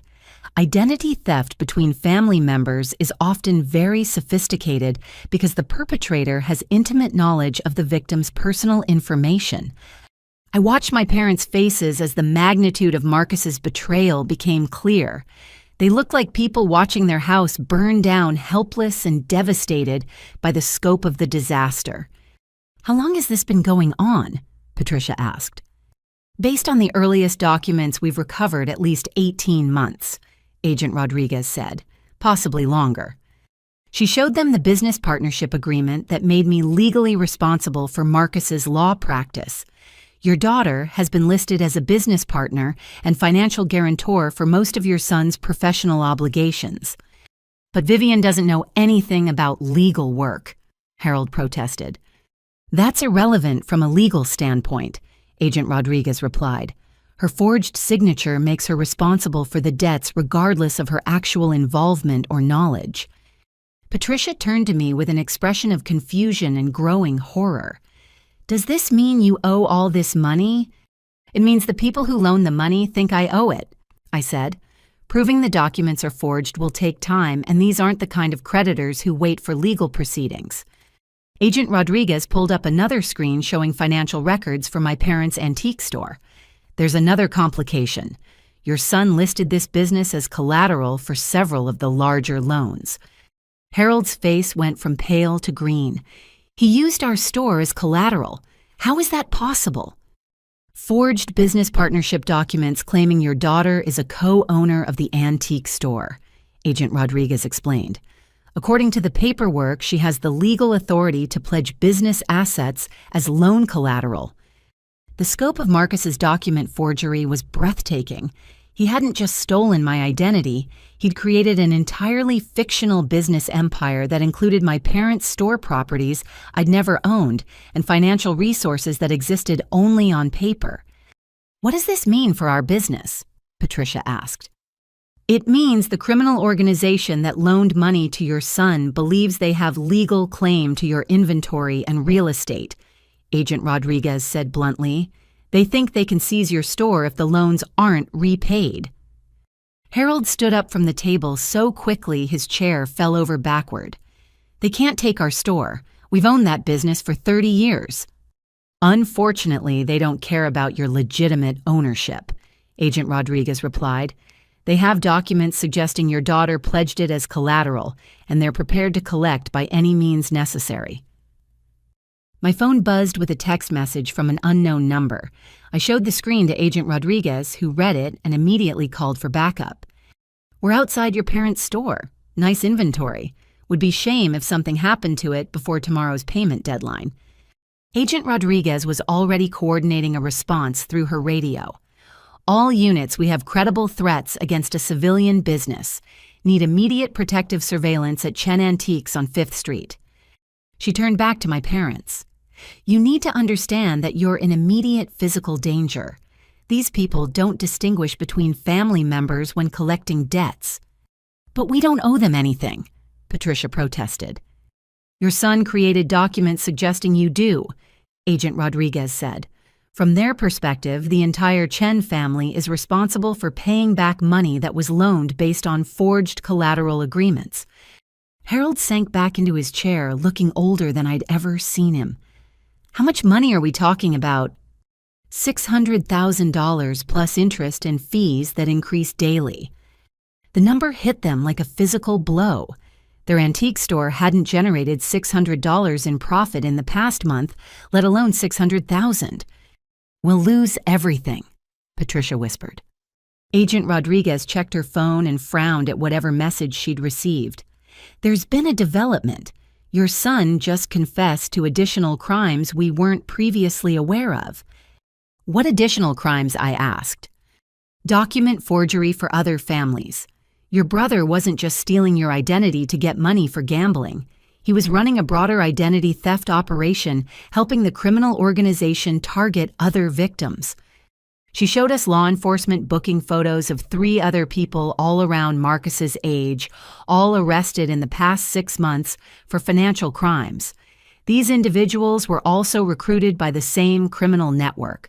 They were targeting their own family members and friends for identity theft and financial fraud. "Marcus was part of an organized conspiracy," Harold asked. "More than that. According to his confession, he was actively recruiting new victims. The criminal organization paid him commission for every successful identity theft case he helped develop." The revelation hit me like a sledgehammer. Marcus hadn't just been a victim of his own gambling addiction. He'd been a predator systematically destroying other families to earn money from the criminals who were eventually targeting our own family. "How many people did he target?" I asked. Agent Rodriguez scrolled through a lengthy document on her tablet. "At least 12 families over the past 2 years. Total financial damage exceeds $2 million. $2 million in stolen identities and forged loans, all coordinated by my brother and the criminal network that was now demanding payment from my family." Marcus had been operating as a professional criminal while maintaining the facade of a struggling lawyer. The commission payments explain how he was able to keep gambling even when his legitimate income disappeared. Agent Rodriguez continued. He was earning substantial money by helping destroy other people's financial lives. Patricia was crying now, quiet tears that spoke to a grief deeper than anything I'd seen from her. "Our son is a criminal." "Your son is a criminal who put your entire family at risk," Agent Rodriguez corrected. "The people demanding payment don't care that you were unaware of his activities. They expect compensation for their losses, and they're prepared to collect from anyone with the Chen family name." My phone rang again, and I saw Tommy's number on the caller ID. Agent Rodriguez nodded for me to answer, but this time she activated a recording device. "Hello, Tommy. Miss Vivian, I've just received some disturbing information about your family's business arrangements." "What kind of information?" "It seems your brother has been less than completely honest about his activities and his relationship with our organization." Agent Rodriguez held up a note. "He knows about the confession." "What did he tell you?" I asked. "Enough to suggest that your family's financial obligations are significantly larger than we initially discussed." "How much larger?" "Your brother's commission activities with our organization total approximately $100,000 in unpaid fees. Combined with the existing loan obligations, your family now owes roughly $700,000. $700,000. The number was so astronomical it felt like play money from a board game. Tommy, there's no way my family can pay that much money. Even if we liquidated everything we own, we couldn't come close to that amount. Miss Vivian, that's a disappointing attitude. Resourceful people find creative solutions to financial challenges. What kind of creative solutions? Your design business generates substantial income. Your parents have valuable inventory in their antique store. Your family owns real estate and other assets that could be converted to cash. The real estate documents are forged, I reminded him. Perhaps, but the antique store is quite real, and our research suggests it contains inventory worth substantially more than your parents probably realize. Agent Rodriguez's expression darkened. She held up a note. They've been inside the store. What do you mean by research? I asked. Professional appraisal of the merchandise. Some of those pieces are worth considerably more than the prices your parents are asking. You broke into our store. We conducted a preliminary assessment of available collateral. Tommy corrected. Standard business practice when substantial sums are involved. Agent Rodriguez was typing frantically on her tablet, apparently coordinating with the team she'd sent to watch my parents' store. The appraisal identified several items that could be converted to cash immediately. Tommy continued. A few key pieces could cover tonight's payment, with the remainder sold over time to address the larger debt. You want us to sell my parents' inventory to pay my brother's gambling debts? I want you to honor the financial obligations created in your name, using whatever resources are available to your family. And if we refuse, Miss Vivian, refusing isn't really an option at this point. Your brother's cooperation with law enforcement has created additional complications for our organization. Those complications need to be addressed through increased collections activities. Agent Rodriguez held up a note. Keep him talking. We're tracing the call. What kind of increased collections activities? I asked. The kind that demonstrate to other clients that defaulting on obligations has consequences. Tommy replied. Your family's situation has become a teaching opportunity for our other customers. The casual way he discussed using my family as an example to intimidate other victims made my blood freeze. We weren't just people who owed money anymore. We were going to be used to send a message to other families trapped in similar situations. How much time do we have? I asked. 24 hours to produce the first installment. 72 hours to present a comprehensive payment plan for the remaining balance. And if we can't, then your family becomes a case study in the consequences of defaulting on legitimate business obligations. The line went dead, leaving me staring at my phone while Agent Rodriguez continued coordinating law enforcement responses through her radio. Did you get the trace? I asked. Partial location data, but these people use sophisticated communication security, she replied. However, we did get something more valuable. What? Agent Rodriguez showed me a new screen on her tablet displaying surveillance footage from multiple locations. While Tommy was talking to you, his people were moving into position around your parents' store, your apartment building, and your office complex. Moving into position for what? To demonstrate that they can reach you anywhere, anytime, regardless of law enforcement protection. She zoomed in on one of the surveillance images showing Tommy himself standing in front of my apartment building, looking directly at the security camera with that same predatory smile. Miss Vivian, Agent Rodriguez said quietly, I think it's time we discussed witness protection. Agent Rodriguez's mention of witness protection sent a chill through me that had nothing to do with the restaurant's air conditioning. The idea that my life had become dangerous enough to require federal protection felt surreal, like something that happened to other people in movies. Is witness protection really necessary? I asked. Can't you just arrest them? We're working on that, she replied. But this criminal organization is significantly larger and more sophisticated than a typical loan shark operation. They have legitimate business fronts, political connections, and enough resources to operate across multiple states. She opened a new section of her tablet showing organizational charts that looked like something from a corporate boardroom. Names, photos, and connection lines mapped out a criminal enterprise that employed dozens of people and generated millions of dollars annually. "The people who approached you tonight are mid-level operatives," Agent Rodriguez explained. "The actual leadership operates from legitimate businesses and rarely has direct contact with victims or street-level collections. So, arresting Tommy and his team won't end this. It might temporarily disrupt their local operations, but the larger organization would simply send different people to continue collections. Your family's debt would be transferred to another team, possibly one with less restraint about using violence." Harold had been listening to our conversation with growing alarm. "Agent Rodriguez, are you saying that federal law enforcement can't protect us from these criminals?" "I'm saying that protection requires your family's complete cooperation with our investigation, and even then, there are no guarantees. These people have resources and motivation to pursue collections for years if necessary." She showed us surveillance photos of other families who had been targeted by the same criminal network. The images were disturbing, showing damaged property, intimidated victims, and in some cases, people who appeared to have been physically assaulted.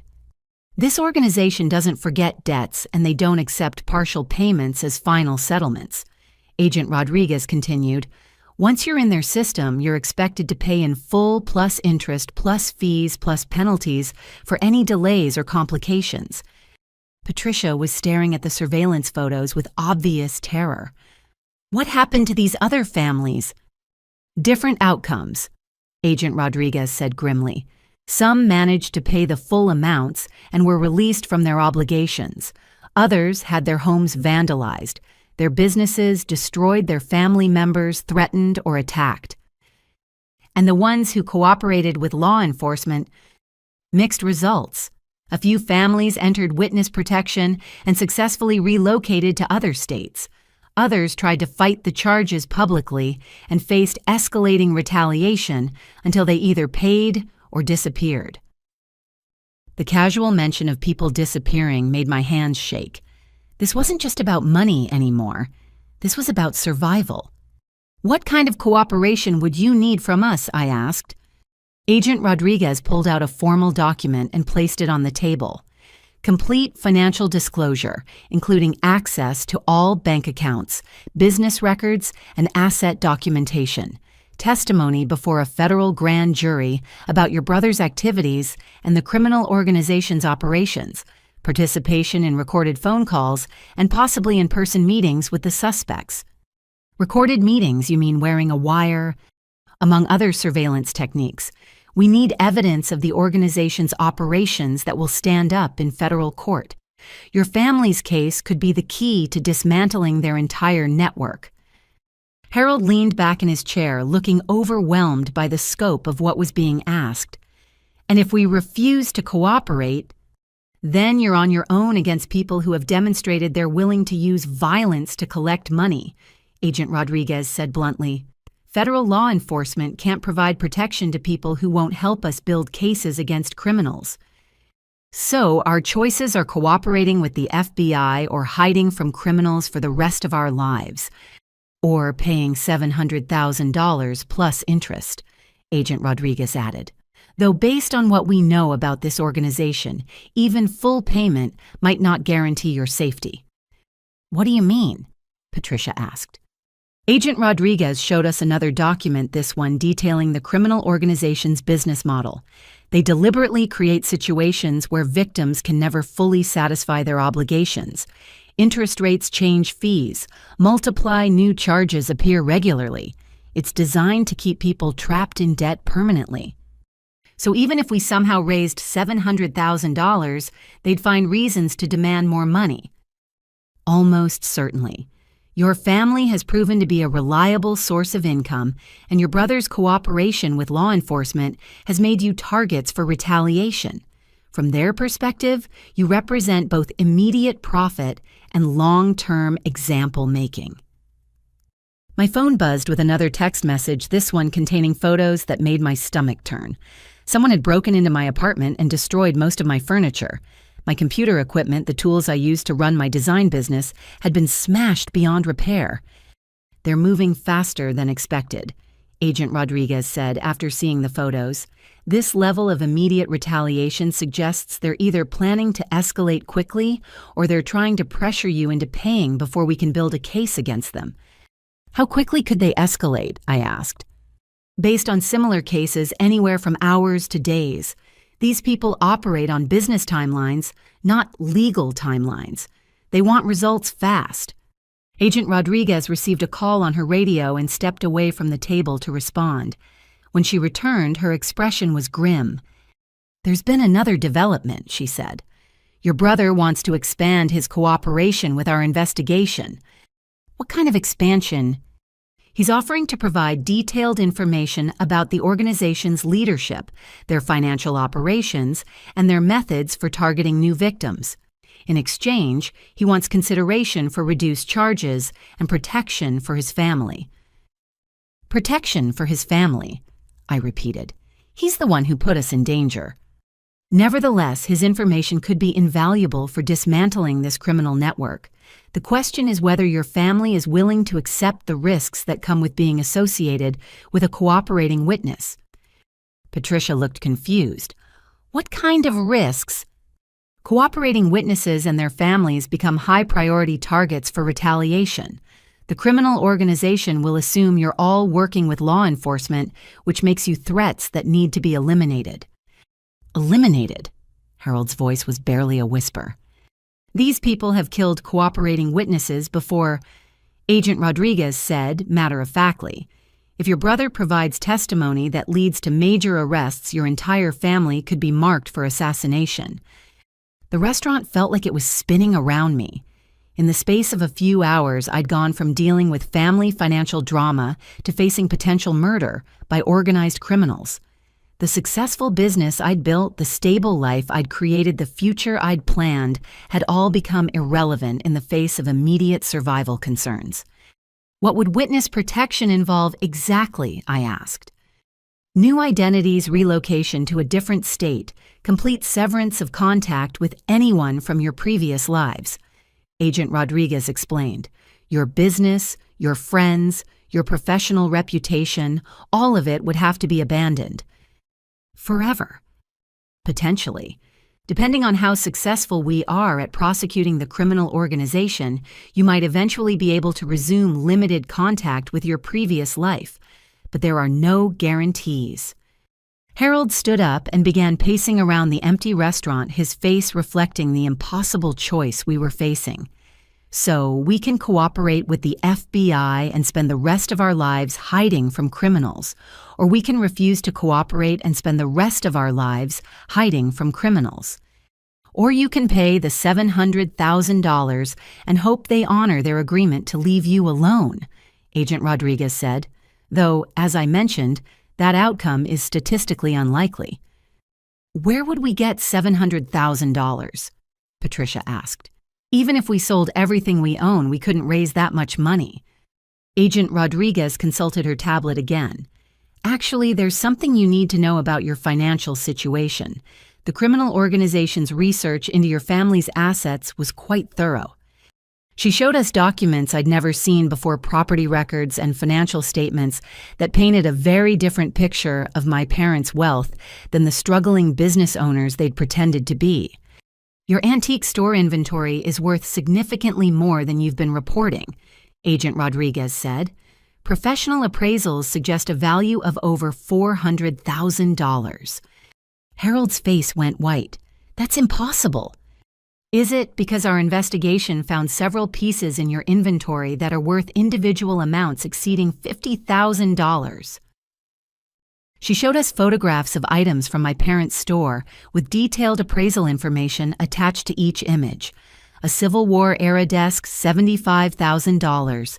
A collection of 19th century paintings, $120,000. A set of antique jewelry, $60,000. "You've been sitting on a fortune while telling your daughter you needed financial help," Agent Rodriguez said. "Why?" Patricia and Harold exchanged glances that suggested they'd been caught in a deception as elaborate as Marcus's gambling addiction. "We didn't know," Patricia said weakly. "You didn't know that items you've owned for decades were worth hundreds of thousands of dollars." "Some pieces came from estate sales," Harold said. "We bought them for much less than their actual value." Agent Rodriguez studied their faces with the practiced eye of someone accustomed to detecting lies. "Or you've been deliberately undervaluing your inventory to avoid taxes, insurance costs, and security expenses." The implication hung in the air like smoke. My parents, who had been accepting money from me while claiming financial hardship, were potentially sitting on enough valuable antiques to pay off most of Marcus's debts. "Even if the inventory is worth $400,000, I said, "that's still $300,000 short of what they're demanding." "True," Agent Rodriguez agreed, "but it changes the nature of the negotiations significantly." She pulled up another screen showing Marcus in an interview room, his face haggard and his hands shaking.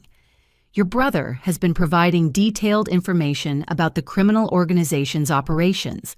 With his testimony and your family's cooperation, we might be able to arrest the leadership before they can escalate their collections activities."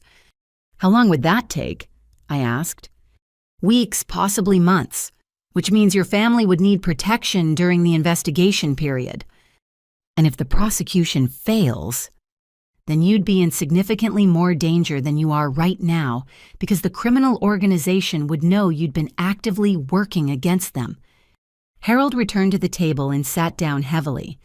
"Agent Rodriguez, what would you do if this was your family?" "I'd cooperate with the investigation and accept witness protection," she replied without hesitation. "But I'd also liquidate every available asset to pay as much of the debt as possible before entering the program." Liquidate everything. Your antique inventory, your daughter's business equipment, any other assets that could be converted to cash. Reduce the outstanding debt to a manageable amount, then disappear into witness protection until the criminal organization is prosecuted. "That would destroy our entire lives," Patricia protested. "Your lives are already destroyed," Agent Rodriguez said bluntly. "The question is whether you want to save what's left of them or lose everything to criminals who will never stop demanding payment." My phone rang again and I saw a number I didn't recognize. Agent Rodriguez nodded for me to answer. "Hello. Miss Vivian, this is Agent Thompson, FBI. I'm calling from your brother's interview. He asked me to tell you that he has information about your parents that you need to hear immediately." "What kind of information?" "Information that explains why your family became a target for this criminal organization in the first place." Agent Rodriguez took the phone and spoke briefly with Agent Thompson. When she hung up, her expression had changed to one of grim determination. "Your brother has confessed to something that changes everything we thought we knew about this case," she said. "What did he confess to?" "Your parents weren't innocent victims of his criminal activities. They were actively involved in the identity theft operation from the beginning." The words hit me like a physical blow. I stared at Agent Rodriguez, certain I'd misheard her. "That's impossible. My parents don't even understand how to use email, let alone run identity theft operations."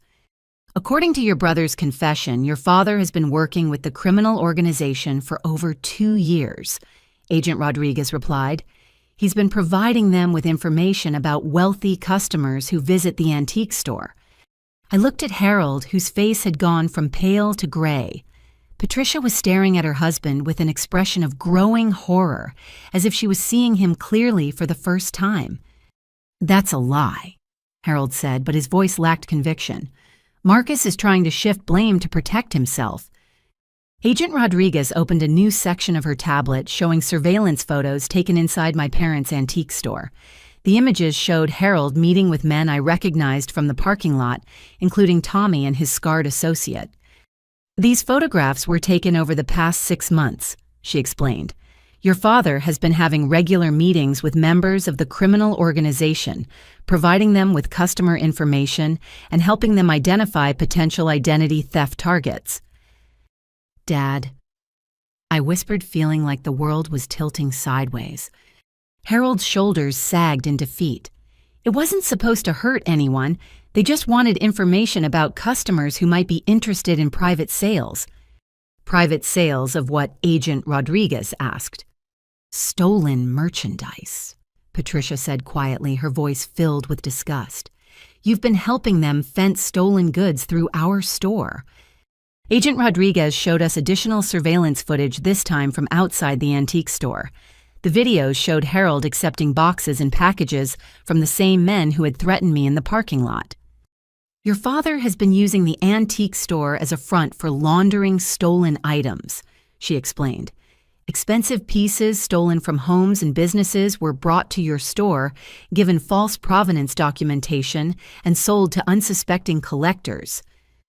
The valuable inventory you mentioned earlier, I said, understanding flooding over me. Those pieces aren't legitimately owned antiques, they're stolen property.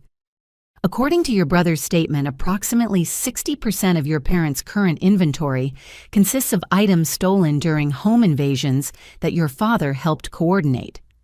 Harold stood up abruptly, his face flushed with anger and shame. I never coordinated any home invasions. I just provided information about customers who had valuable collections. Information that was used to target those customers for burglary, Agent Rodriguez said. Your customer database became a shopping list for professional thieves. How many people were robbed because of information Dad provided? I asked. Agent Rodriguez scrolled through a lengthy document on her tablet. At least 37 families over the past 18 months. Total value of stolen items exceeds $800,000. $800,000 in stolen merchandise. Much of it now sitting in my parents' antique store, with false documentation claiming legitimate ownership. My father hadn't just been helping criminals launder stolen goods, he'd been actively facilitating the crimes that created those goods in the first place. The criminal organization was paying your father commission for each successful burglary, Agent Rodriguez continued. Between the fencing operation and the customer intelligence, he was earning substantial money from criminal activities. How much money? Patricia demanded.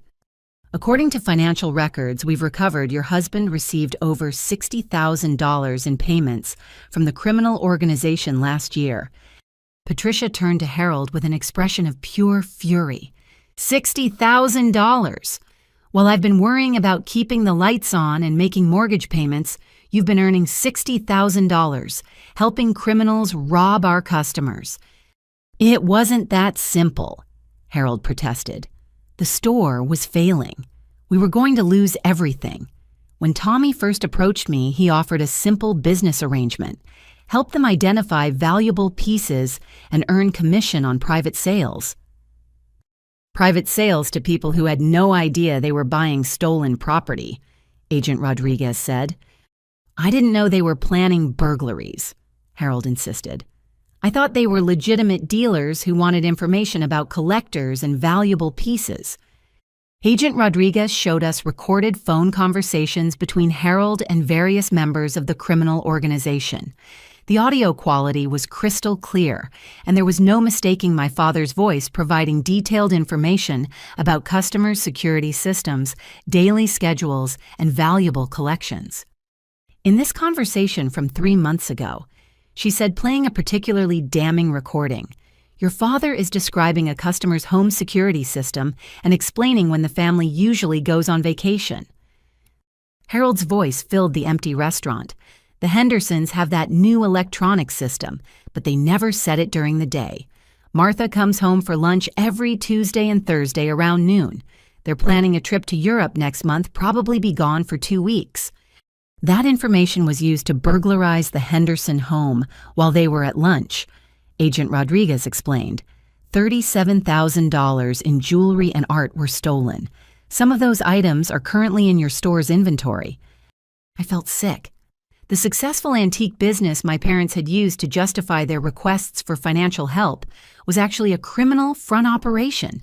The valuable inventory they'd been sitting on wasn't the result of shrewd business practices, but rather the proceeds of systematic theft from their own customers. How long have you known about this? I asked Patricia. I didn't know, she said, her voice shaking. I swear I had no idea Harold was involved with criminals. Agent Rodriguez pulled up additional evidence that contradicted Patricia's claim of ignorance. Bank records showing regular cash deposits that coincided with Harold's payments from the criminal organization. Purchase orders for security equipment that suggested knowledge of stolen merchandise storage. Insurance claims that had been carefully structured to avoid scrutiny from law enforcement. Mrs. Chen, you've been an active participant in laundering the proceeds of these criminal activities, Agent Rodriguez said. Your signature appears on documents related to the sale of stolen merchandise, and you've been managing the financial aspects of the fencing operation. Patricia's face crumpled as the evidence mounted against her. I thought the extra money was from legitimate sales. Harold told me we were having a good year because of some estate sale connections he'd developed. Estate sale connections that involve stealing items from living people's homes, Agent Rodriguez clarified. The mortgage payments. I said, understanding another piece of the puzzle. You weren't behind on mortgage payments because the business was failing. You were behind because law enforcement was investigating your criminal activities and you had to stop accepting stolen merchandise temporarily. Agent Rodriguez nodded. The foreclosure threat was real, but it was caused by your parents' inability to continue their money laundering activities during our preliminary investigation, not by legitimate business problems.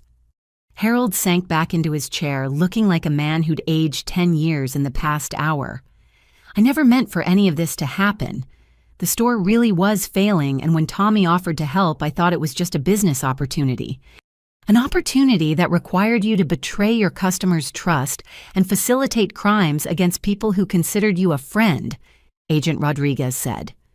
She showed us victim impact statements from families who had been burglarized based on information Harold provided. The emotional devastation was heartbreaking, with customers describing not just financial losses, but feelings of violation and betrayal when they learned their trusted antique dealer had helped coordinate the crimes against them. These people trusted you, I said to Harold. They brought their children to the store, invited you to their homes, treated you like family, and you repaid that trust by helping criminals rob them. I didn't think about the human cost, Harold admitted. I was focused on saving our business and our house. By destroying other people's sense of security in their homes, Agent Rodriguez said. Some of these victims have moved to different cities because they no longer feel safe in their own neighborhoods. My phone buzzed with a text message from Marcus, who was apparently being allowed to communicate from federal custody. The message was brief, but devastating. Dad's been working with them longer than I have. They have recordings of him planning jobs. Mom knew about the money. Agent Rodriguez read the message over my shoulder and nodded grimly. Your brother's confession includes details about your parents' involvement that we haven't shared with you yet. What kind of details? Your father wasn't just providing customer information. He was actively participating in planning the burglaries, including helping select which items to steal and how to access homes without triggering security systems. She showed us floor plans and security system diagrams that had been drawn in Harold's handwriting.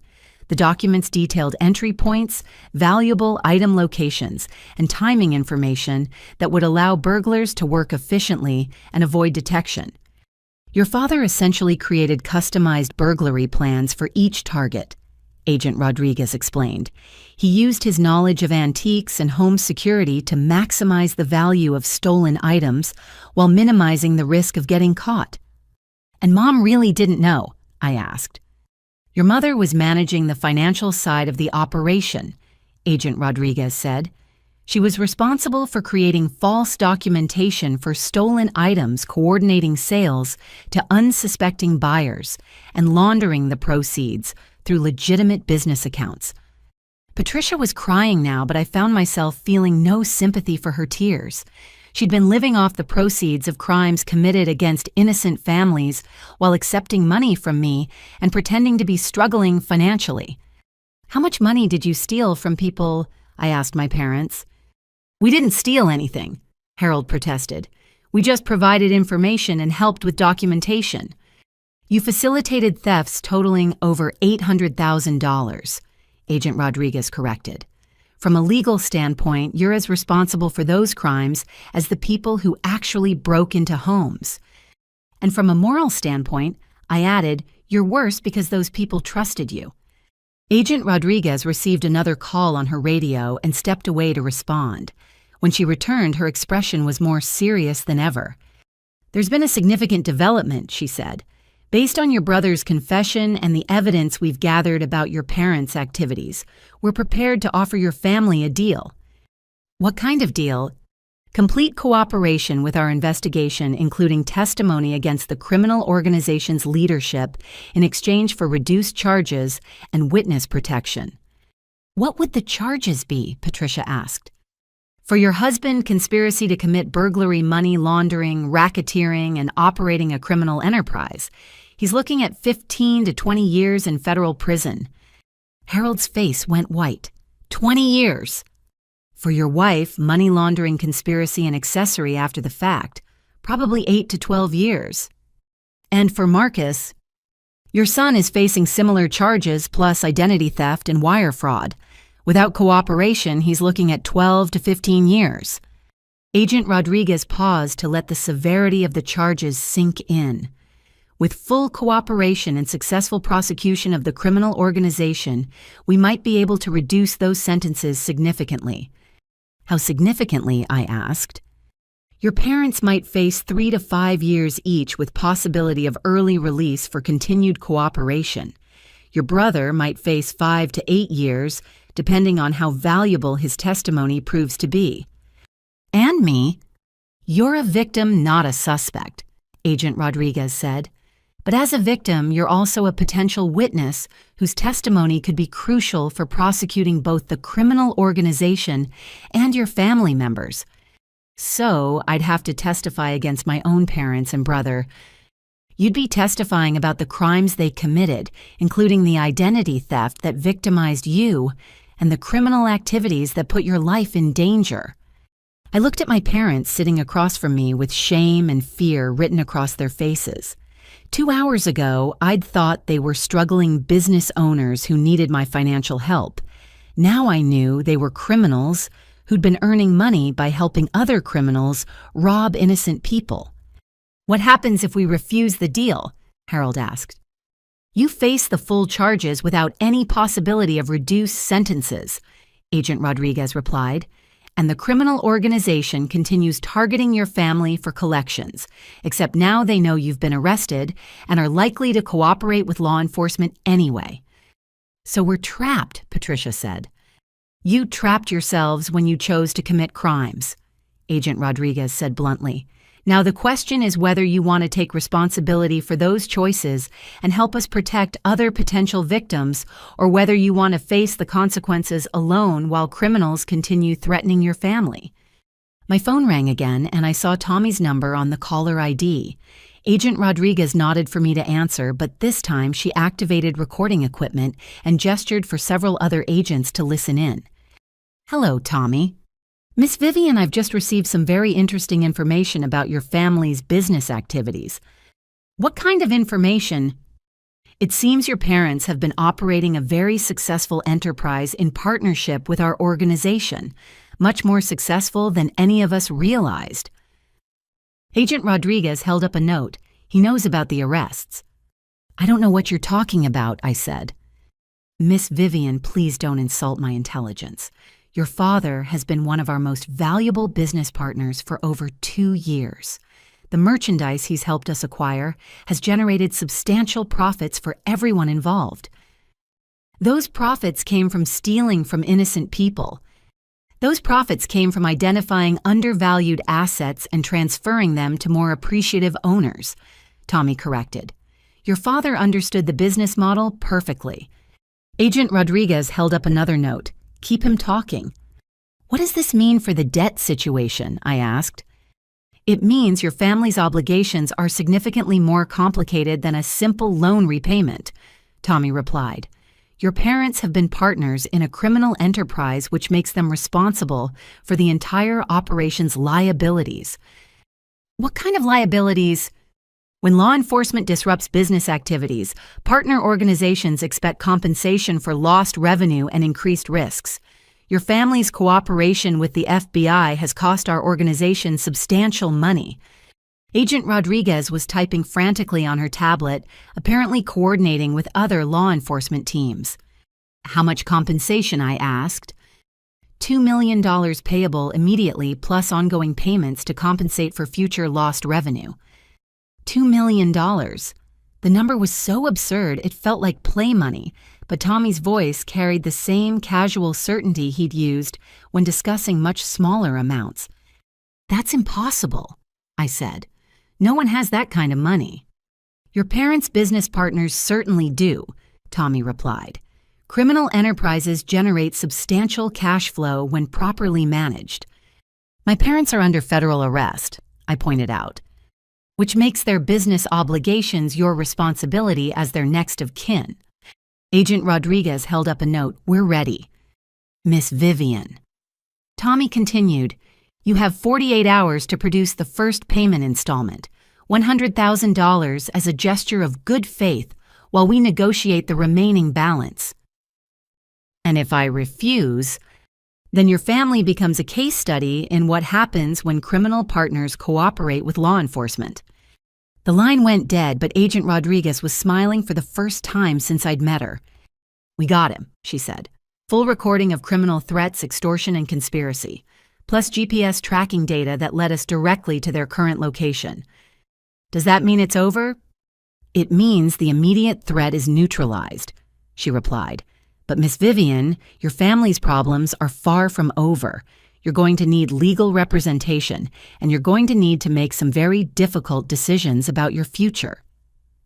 Within an hour of Tommy's arrest, Agent Rodriguez had connected me with Diana Walsh, one of the FBI's recommended attorneys, who specialized in helping victims of identity theft and organized crime. Diana arrived at the restaurant looking like she'd stepped out of a legal thriller. Her confident demeanor and no-nonsense approach, exactly what I needed in my current situation. Vivian, I've reviewed the preliminary evidence against your family members and the criminal organization, she said, spreading documents across our table. Your situation is complex but not hopeless. Complex how? I asked. You're simultaneously a victim of identity theft, a witness to federal crimes, a potential beneficiary of criminal proceeds, and the daughter of people who are facing serious federal charges. Diana pulled out a legal pad and began making notes as she spoke. Our first priority is protecting you from additional criminal liability. Your brother used your identity to commit crimes, and your parents operated a criminal enterprise that generated proceeds they shared with you through gift-giving and financial support. I didn't know the money was from criminal activities, I protested. That's probably true, but from a legal standpoint, ignorance isn't always a complete defense, Diana explained. We need to document exactly how much money you received from your family and be prepared to return any proceeds that can be traced to criminal activities. Agent Rodriguez consulted her tablet and provided Diana with additional information. Based on financial records we've recovered, Vivian received approximately $15,000 in gifts and financial support from her parents over the past 2 years. Gifts from criminal proceeds, Diana noted. We'll need to set aside money to repay that amount if prosecutors decide to pursue forfeiture. Forfeiture. The government can seize assets that were purchased with money from criminal activities, Diana explained. If your parents gave you money that came from their fencing operation, you might be required to return it. She showed me a complex flowchart that outlined the legal process for untangling financial crimes involving multiple family members. Your brother's identity theft created legal obligations in your name, totaling over $600,000. Even though the documents are forged, clearing your name will require extensive legal proceedings. How long will that take? Months, possibly years, Diana said. Identity theft cases involving forged business partnerships and real estate documents are particularly complicated because they've been filed with multiple government agencies. What about my business? I asked. Can I continue working while this gets resolved? Diana and Agent Rodriguez exchanged glances that suggested bad news was coming.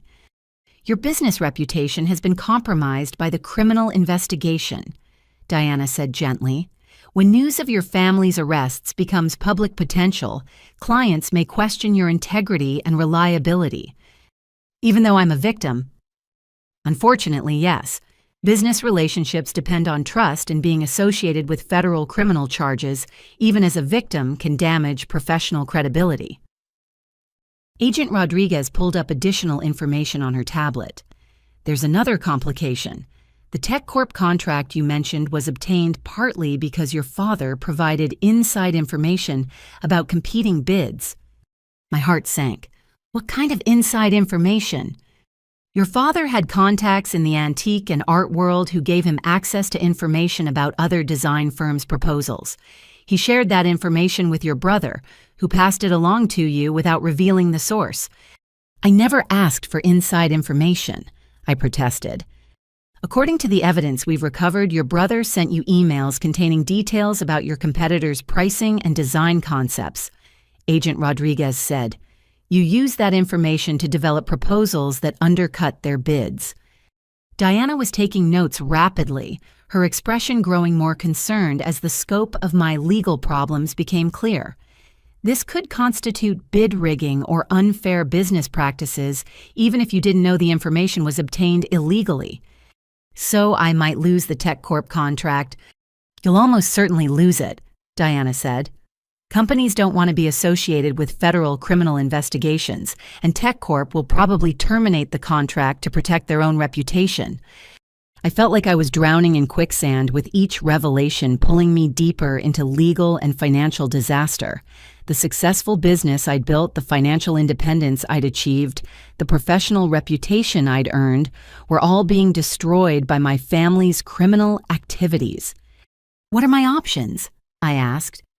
Diana consulted her legal pad and outlined a strategy that was both comprehensive and daunting.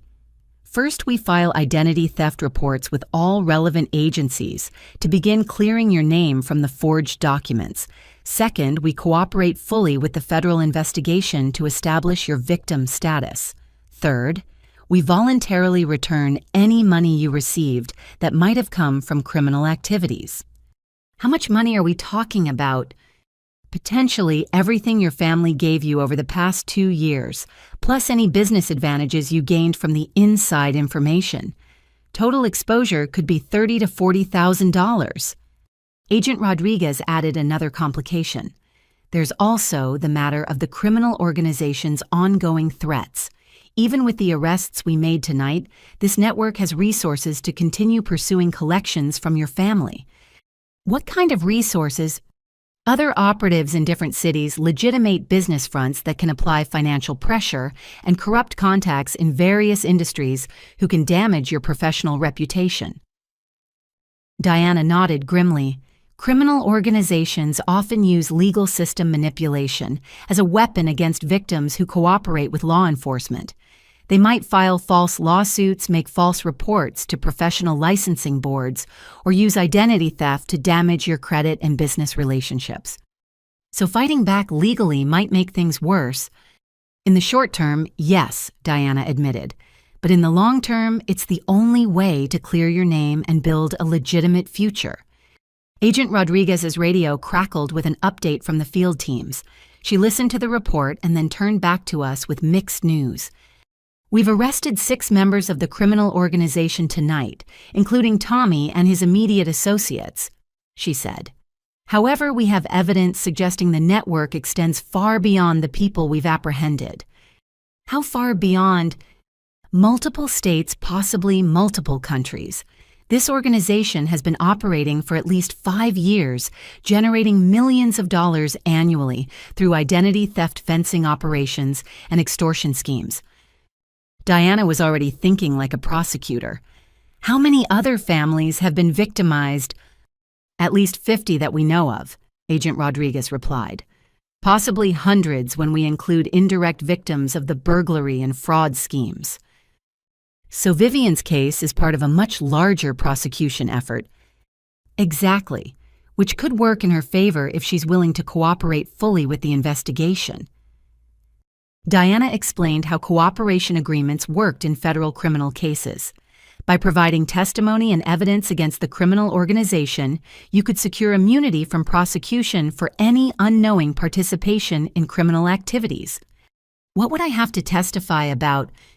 Your brother's activities, your parents' involvement, the threats you received, and the impact the crimes had on your life and business. Agent Rodriguez added that my testimony could be particularly valuable because I'd experienced multiple aspects of the criminal organization's operations. You're a victim of identity theft, a target of extortion, and a witness to money laundering activities. That combination of experiences gives you unique insight into how this criminal network operates. How dangerous would it be to testify? We'd provide witness protection during the trial period, Agent Rodriguez said. After that, your safety would depend on how successfully we prosecute the organization's leadership. Diana outlined the witness protection process and its implications for my life and career. You'd be relocated to a different state with a new identity until the trials are completed. Your business would have to be suspended, your professional relationships would be severed, and you'd essentially start over in a new location. For how long? Minimum of 6 months, possibly longer, depending on the complexity of the prosecution. My phone buzzed with a text message from an unknown number. The message contained a single photo, my parents' antique store, with broken windows and spray-painted threats covering the exterior walls. They're retaliating already, Agent Rodriguez said after seeing the photo. This is why witness protection exists. What about my parents? Are they safe in federal custody? For now. But they'll eventually be transferred to the general prison population where criminal organizations often have contacts who can reach uncooperative witnesses.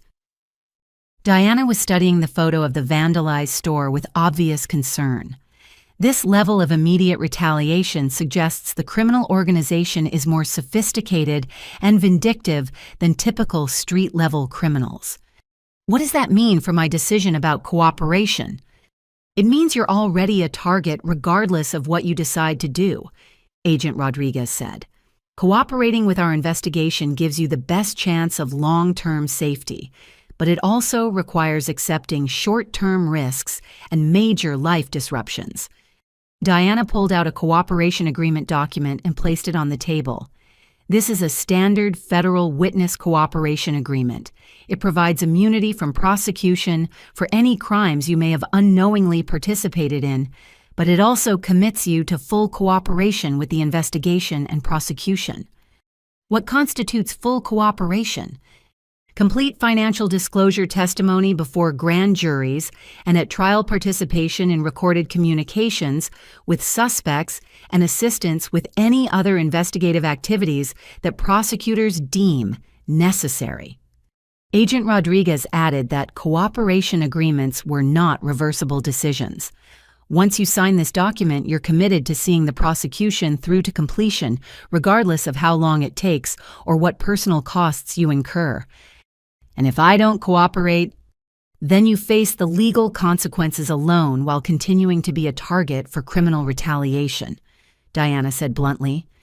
As I stared at the cooperation agreement, my phone rang again. This time, the caller ID showed my office number, which was impossible since my building was closed at night. Answer it, Agent Rodriguez said, activating her recording equipment. Hello, Miss Chen. The voice belonged to a woman I didn't recognize. This is building security at your office complex. We've had a break-in tonight and your office was specifically targeted. What kind of damage? Substantial. Computer equipment destroyed, files scattered, windows broken. The perpetrators left a message spray painted on your office wall. What kind of message? Quote, snitches pay the price.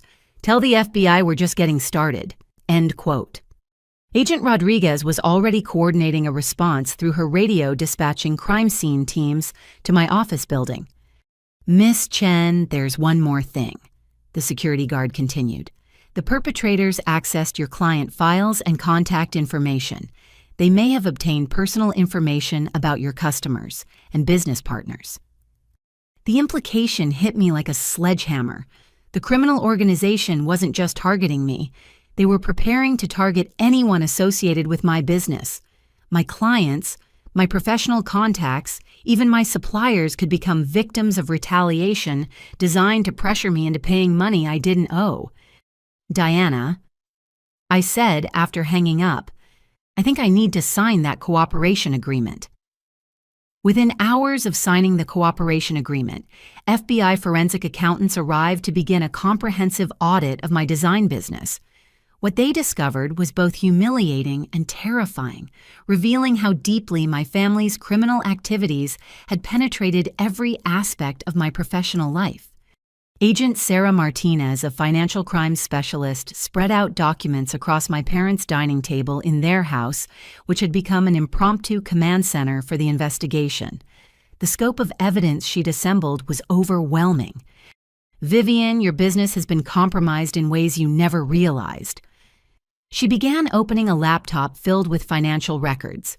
Your brother didn't just steal your identity for gambling loans. He's been systematically manipulating your business operations for over 18 months. How is that possible? I asked. I handle all my own client relationships and contracts. Through electronic access to your email accounts, social media profiles, and business communications, Agent Martinez explained, Marcus had enough personal information about you to gain access to your digital life, and he's been using that access to benefit from inside information about your competitors. She showed me email logs that made my stomach turn, messages I'd never sent, conversations I'd never had, business relationships that had been manipulated without my knowledge. Marcus had been essentially running a shadow version of my business, using my reputation and credentials while directing opportunities toward himself and his criminal associates. Here's an example from 6 months ago. Agent Martinez said pulling up a message chain between my email account and a potential client. This company initially contacted you about a branding project worth $25,000. The emails showed a normal business inquiry followed by my apparent response, declining the project due to scheduling conflicts. But I'd never seen the original inquiry or sent the declining response. Marcus intercepted the initial contact and responded as you turning down the legitimate work so he could offer the client alternative services through a shell company he'd created. A shell company. Chen Creative Solutions, a design firm that supposedly specialized in legal and professional services marketing. On paper, you were listed as a partner and primary designer. Agent Martinez showed me business registration documents bearing my forged signature, establishing a company I'd never heard of, and committing me to partnership obligations I'd never agreed to. Your brother was essentially stealing business opportunities from your legitimate company and directing them toward this shell operation where he could charge higher fees and provide services using your work and reputation. How much money did he steal through this fake company? Over $100,000 in contracts that should have gone to your legitimate business. But the financial theft is just part of the problem. Agent Rodriguez joined our conversation, bringing additional evidence that expanded the scope of my legal troubles. The shell company wasn't just stealing business opportunities, it was also being used to launder money from the criminal organization's other activities. She showed me bank records for Chen Creative Solutions, revealing deposits and transfers that had nothing to do with legitimate design work. Payments from the antique store, transfers from offshore accounts, cash deposits that coincided with the burglary operations my father had been coordinating. Your brother created this company specifically to serve as a money laundering front, Agent Rodriguez explained. Proceeds from criminal activities were being processed through the shell company's accounts, then transferred to various other businesses and individuals to disguise their origin. And my name is on all the business documents. As a full partner and legal signatory, Agent Martinez confirmed, from the government's perspective, you bear equal responsibility for all business activities conducted under the Chen Creative Solutions banner. Diana Walsh arrived with additional legal counsel, bringing news that made the situation even worse. Vivian, I've been reviewing the contracts your shell company signed, and several of them involve government agencies and regulated industries. What kind of contracts? Design work for a defense contractor that requires security clearances, marketing materials for a pharmaceutical company that must comply with FDA regulations, website development for a financial services firm that handles regulated investment products. Diana spread out the contracts and highlighted specific language that made my blood freeze. Each of these agreements includes certifications that the contracting company has no criminal associations, no conflicts of interest, and no activities that could compromise client confidentiality or regulatory compliance. But the shell company was laundering money from criminal activities, I said. Exactly. Which means these contracts were obtained through fraudulent representations, and the work performed under these contracts could be considered conspiracy to defraud government agencies and regulated businesses. Agent Martinez pulled up additional evidence showing how the fraudulent contracts had been used to justify larger money laundering operations. Your brother wasn't just stealing business opportunities and falsifying your involvement. He was using your professional reputation to gain access to clients and industries that could be exploited for criminal purposes. How much money are we talking about? The shell company processed over $400,000 through various contracts over 18 months, Agent Martinez said. A significant portion of that money can be traced back to criminal activities, including burglary proceeds, identity theft profits, and extortion payments. Diana was taking notes, frantically trying to assess the legal implications of each revelation. This could constitute conspiracy to commit wire fraud, money laundering, and violation of federal contracting regulations, even if you can prove you had no knowledge of the criminal activities the government might pursue. Civil asset forfeiture. What's civil asset forfeiture? The government seizes assets that were purchased with criminal proceeds or used to facilitate criminal activities, Diana explained. In this case, they could potentially seize any money you earned that can be traced back to business opportunities that were stolen from your legitimate company.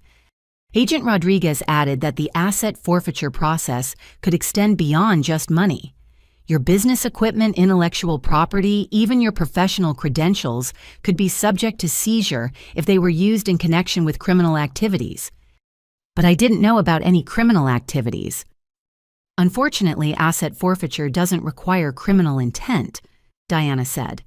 The government just has to prove that assets were connected to criminal conduct, regardless of the owner's knowledge or involvement. My phone rang with a call from TechCorp Industries, the company whose $60,000 contract had seemed like such great news just a few hours earlier. I answered with growing dread. Ms. Chen, this is David Park from TechCorp Legal Department. We need to discuss the contract we signed yesterday. What about it? We've received information suggesting that your company may be under federal investigation for criminal activities. Is that accurate? Agent Rodriguez was listening to the conversation and nodding grimly. The criminal organization's threats about damaging my professional reputation were already being implemented. My family is involved in a federal investigation, I said carefully, but my business itself isn't accused of any wrongdoing. Unfortunately, we can't make that distinction from a risk management perspective, David replied. TechCorp has policies prohibiting business relationships with individuals or companies that are subjects of federal criminal investigations. So you're canceling the contract. We're invoking the morals clause that allows immediate termination for any conduct that could damage TechCorp's reputation or business relationships. The morals clause. Standard language I'd seen in dozens of contracts but never thought would be used against me. Now it was destroying the biggest opportunity my business had ever received. We'll be expecting return of the advance payment within 30 days, David continued, and we'll be notifying our industry partners about the termination and its reasons. I hung up feeling like I'd been punched in the stomach. Not only had I lost the $60,000 contract, but TechCorp would be actively damaging my reputation throughout the tech industry. This is how criminal organizations destroy victims who cooperate with law enforcement, Agent Rodriguez explained. They spread information about investigations to professional contacts, creating a cascade of canceled contracts and damaged relationships. Diana was already thinking about legal countermeasures. We can potentially sue for defamation and tortious interference with business relationships, but those lawsuits take years to resolve and cost substantial amounts in legal fees. Legal fees I can't afford because my business is being destroyed, I said. Agent Martinez showed me additional evidence of how the criminal organization was coordinating its retaliation campaign. They've been systematically contacting your clients' vendors and professional associations to spread information about the investigation. How do they have access to my client list? Remember, your brother had access to your email accounts and business files. He provided the criminal organization with detailed information about your professional relationships, specifically so they could be used as leverage if you ever became uncooperative. My phone was buzzing with messages from clients expressing concern about news reports and asking whether they should be worried about their projects. Each message represented another relationship being poisoned by association with my family's criminal activities. Diana reviewed the cooperation agreement I'd signed and outlined what legal protection it would provide. The agreement protects you from prosecution for any unknowing involvement in criminal activities, but it doesn't protect your business or professional reputation from the consequences of being associated with those activities. So I could be completely cleared of criminal liability while still losing everything I've worked to build. That's a real possibility, Diana admitted. Criminal investigations create publicity and professional consequences that extend far beyond the legal proceedings. Agent Rodriguez pulled up new information on her tablet showing the scope of the criminal organization's retaliation efforts. They've filed false complaints against you with professional licensing boards, reported your business to tax authorities for alleged fraud, and contacted your bank to suggest that your accounts might be involved in money laundering. Can they do that? They can file false reports, and it takes time for authorities to investigate and dismiss those reports. During that investigation period, your business relationships and financial accounts could be frozen or suspended. Diana outlined a defensive strategy that was both comprehensive and expensive.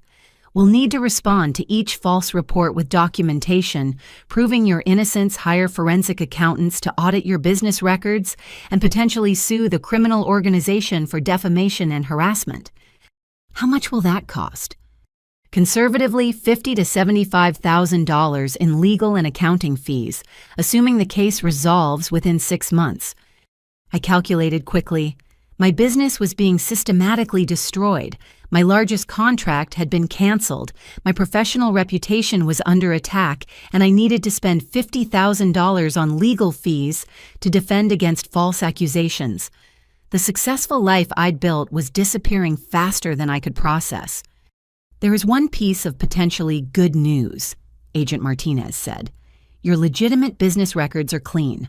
All the criminal activity was conducted through the shell company, which means your real business can potentially be separated from the criminal investigation. What does that mean practically? It means if you can survive the immediate financial and reputational damage, your legitimate business could eventually recover once the criminal cases are resolved. How long until the criminal cases are resolved?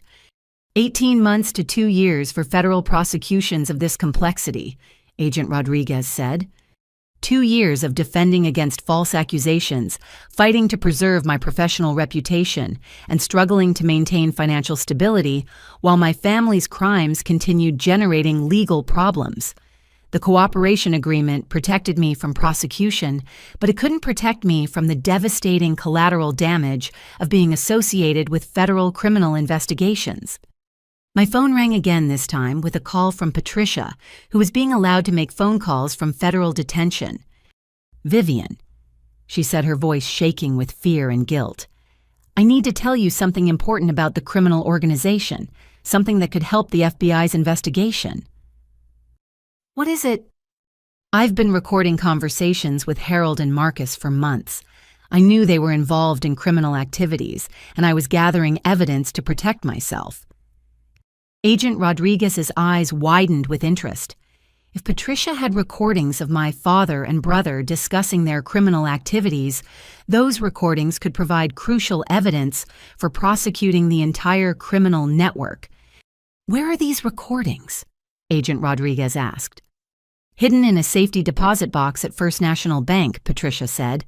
I have documentation showing exactly when each recording was made and who was present for each conversation. Diana was already thinking about how recorded evidence could strengthen our position. If those recordings show that Vivian had no knowledge of criminal activities while documenting the extent of her family's involvement, they could be extremely valuable for clearing her name. More importantly, Agent Rodriguez added, they could provide evidence we need to prosecute the criminal organization's leadership and protect all the families that have been victimized by this network. For the first time since this nightmare began, I felt a spark of hope. The recordings could prove my innocence while helping bring down the people who had destroyed so many lives. But as Agent Rodriguez began coordinating efforts to secure the recordings, my phone buzzed with another message from an unknown number. Your mother's safety depends on those recordings staying hidden. Make the wrong choice, and federal prison won't protect her. The criminal organization somehow knew about Patricia's recordings and was prepared to use violence to prevent them from being used as evidence. Even in federal custody, my family remained targets for retaliation.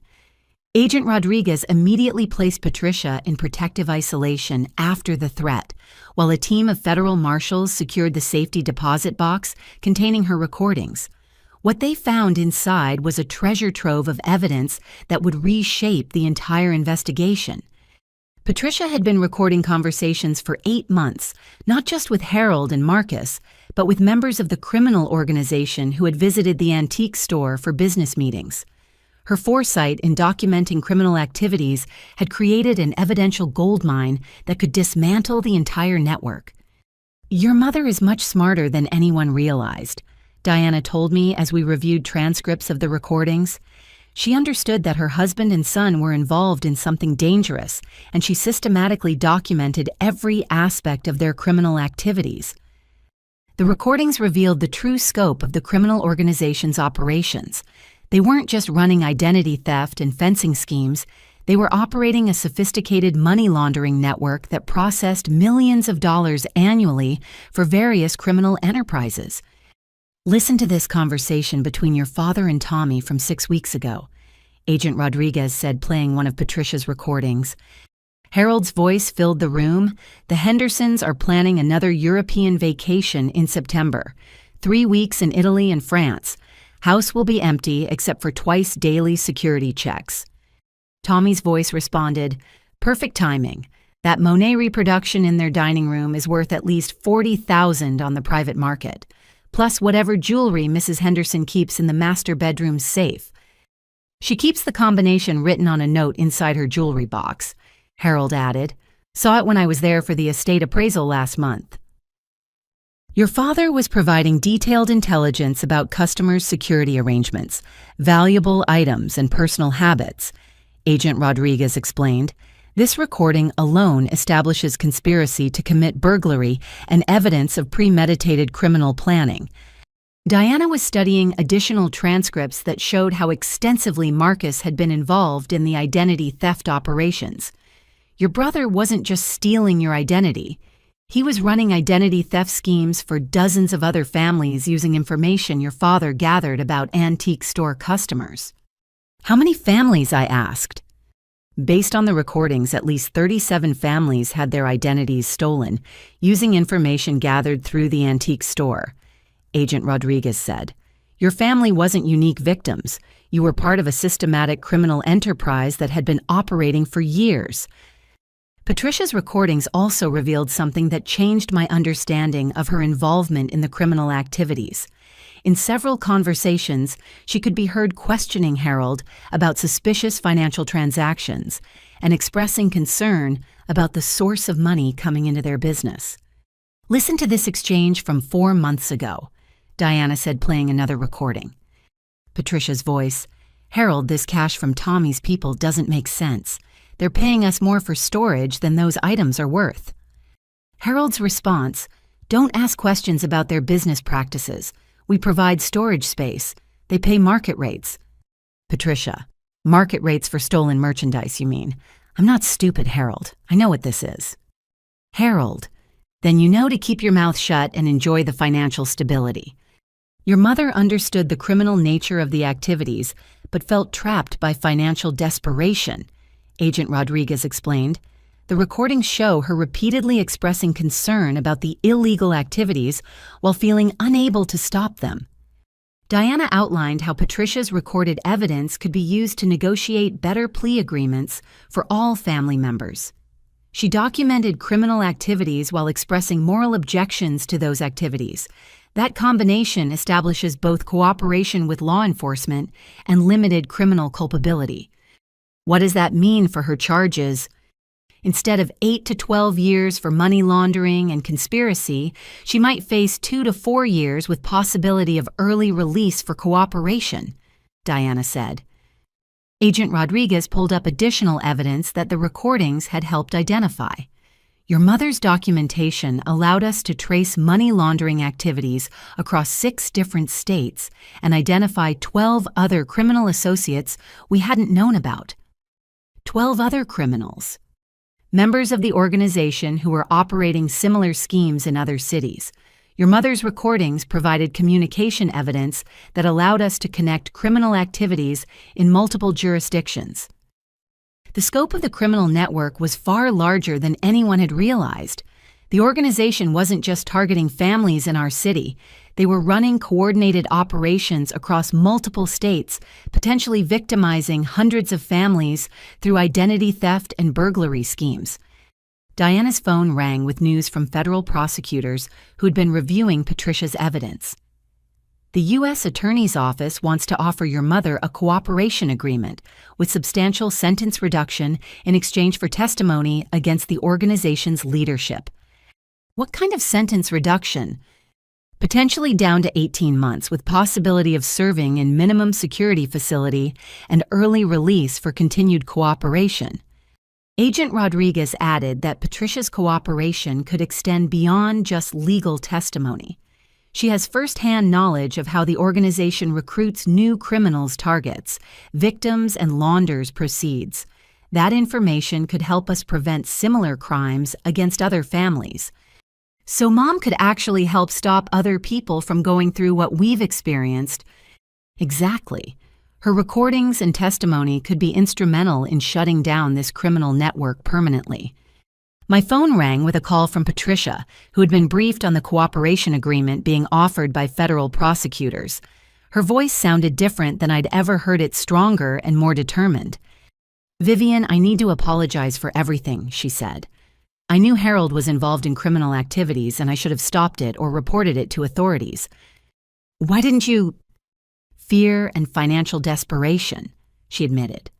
"We were facing foreclosure, the store was failing, and when Harold started bringing in extra money, I chose to look the other way rather than confront the reality." "But you were recording everything." "Because I knew eventually someone would hold us accountable, and I wanted evidence to protect myself and potentially help law enforcement when that day came." Agent Rodriguez gestured for me to ask about specific aspects of the criminal organization's operations that could help their investigation. "Mom, do you know how many other families have been targeted by these people?" "Based on conversations, I overheard at least 50 families in our region alone," Patricia replied. "But Harold mentioned that Tommy's organization works with similar groups in other states. The total number could be in the hundreds."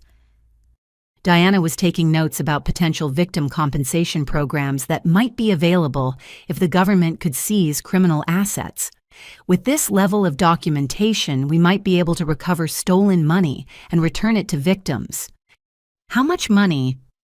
"Based on the recordings and financial evidence we've gathered, the criminal organization has processed over $5 million through various schemes over the past 3 years, Agent Rodriguez said. $5 million stolen from innocent families through identity theft, burglary, and fraud schemes. The recordings Patricia had made could be instrumental in recovering that money and returning it to victims. "There's something else," Patricia said. Harold kept detailed records of every criminal transaction in a ledger hidden behind a false panel in our bedroom closet. Names, dates, amounts, contact information for criminal associates. Agent Rodriguez was already coordinating with the team searching my parents' house. Within minutes, they'd located the hidden ledger and were photographing pages that documented years of criminal activity in meticulous detail. "Your father kept records like he was running a legitimate business," Agent Rodriguez said, showing me photos of Harold's handwritten ledger entries. Every stolen item, every forged document, every payment to criminal associates is documented with dates and details. Why would he keep such detailed records? Probably as insurance against the criminal organization trying to cheat him, and possibly as evidence he could use to negotiate with law enforcement if he ever got caught. Diana reviewed the ledger entries and realized they provided evidence for criminal charges that extended far beyond what investigators had previously known. This documentation shows criminal activities going back 4 years, involving dozens of additional victims and criminal associates. What does that mean for the prosecution? It means the government can potentially file additional charges against the organization's leadership and recover assets to compensate victims going back several years. Agent Rodriguez received an update from the team coordinating arrests based on Patricia's evidence. "We've made 12 additional arrests today based on information from your mother's recordings and your father's ledger. The entire criminal network is being systematically dismantled." "Does that mean we're safe now?" "Safer than you were yesterday," Agent Rodriguez replied. "But criminal organizations often have resources and contacts that extend beyond the people we've arrested. Complete safety will depend on how thoroughly we can prosecute the leadership." Diana outlined the next steps in the legal process, which would involve extensive cooperation from all family members. "Your mother's testimony will be crucial for proving the scope of the criminal enterprise. Your brother's information about identity theft victims will help us identify families who need assistance. Your father's detailed records will provide evidence for financial restitution." And my role? As a victim who cooperated with the investigation and provided evidence that led to major arrests, you'll be eligible for witness protection, victim compensation, and assistance with rebuilding your life and business. Agent Rodriguez added that my cooperation had been instrumental in protecting other potential victims. "By working with us instead of paying the criminal organization, you helped prevent them from targeting additional families and gave us the evidence we needed to shut down their operations." For the first time since this nightmare began, I felt like fighting back had been the right choice. Instead of becoming perpetual victims of an endless extortion scheme, my family's cooperation was helping dismantle a criminal network that had been destroying lives for years. My phone rang again, but this time the caller was Agent Thompson, with news that marked a major turning point in the investigation. "Vivian, we've arrested the criminal organization's leadership based on evidence your family provided. The people who threatened you are now facing federal charges that could result in life sentences." All of them. 17 arrests across 6 states, including the senior leadership who had been operating from legitimate business fronts. Your family's evidence provided the breakthrough we needed to reach the top of the organization. Agent Rodriguez was smiling for the first time since I'd met her. This case is going to become a model for how families can fight back against organized crime through cooperation with law enforcement. Diana added that the successful prosecution could lead to substantial victim compensation. With the criminal organization's assets being seized, there should be significant funds available to compensate families for their losses and help them rebuild their lives. "How much compensation?"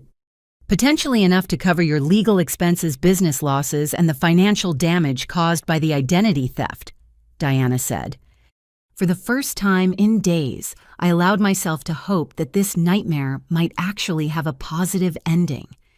My family's decision to cooperate instead of submit to criminal extortion was helping destroy a network that had victimized hundreds of families, and we might actually recover from the financial and emotional damage we'd suffered. 6 months later, I sat in a federal courthouse watching as the last members of the criminal organization received their sentences. Tommy, the man who had threatened my family with such casual confidence, was sentenced to 25 years in federal prison without the possibility of parole.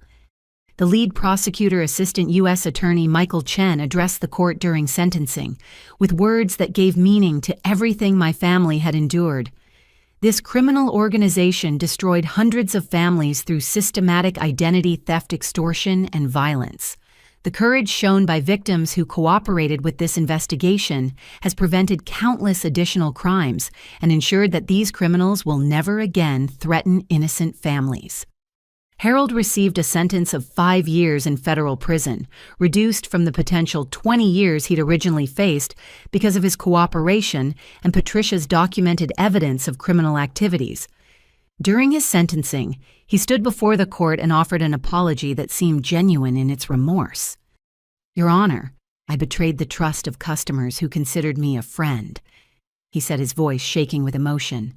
"I facilitated crimes against innocent families because I was too weak and selfish to find legitimate solutions to my financial problems.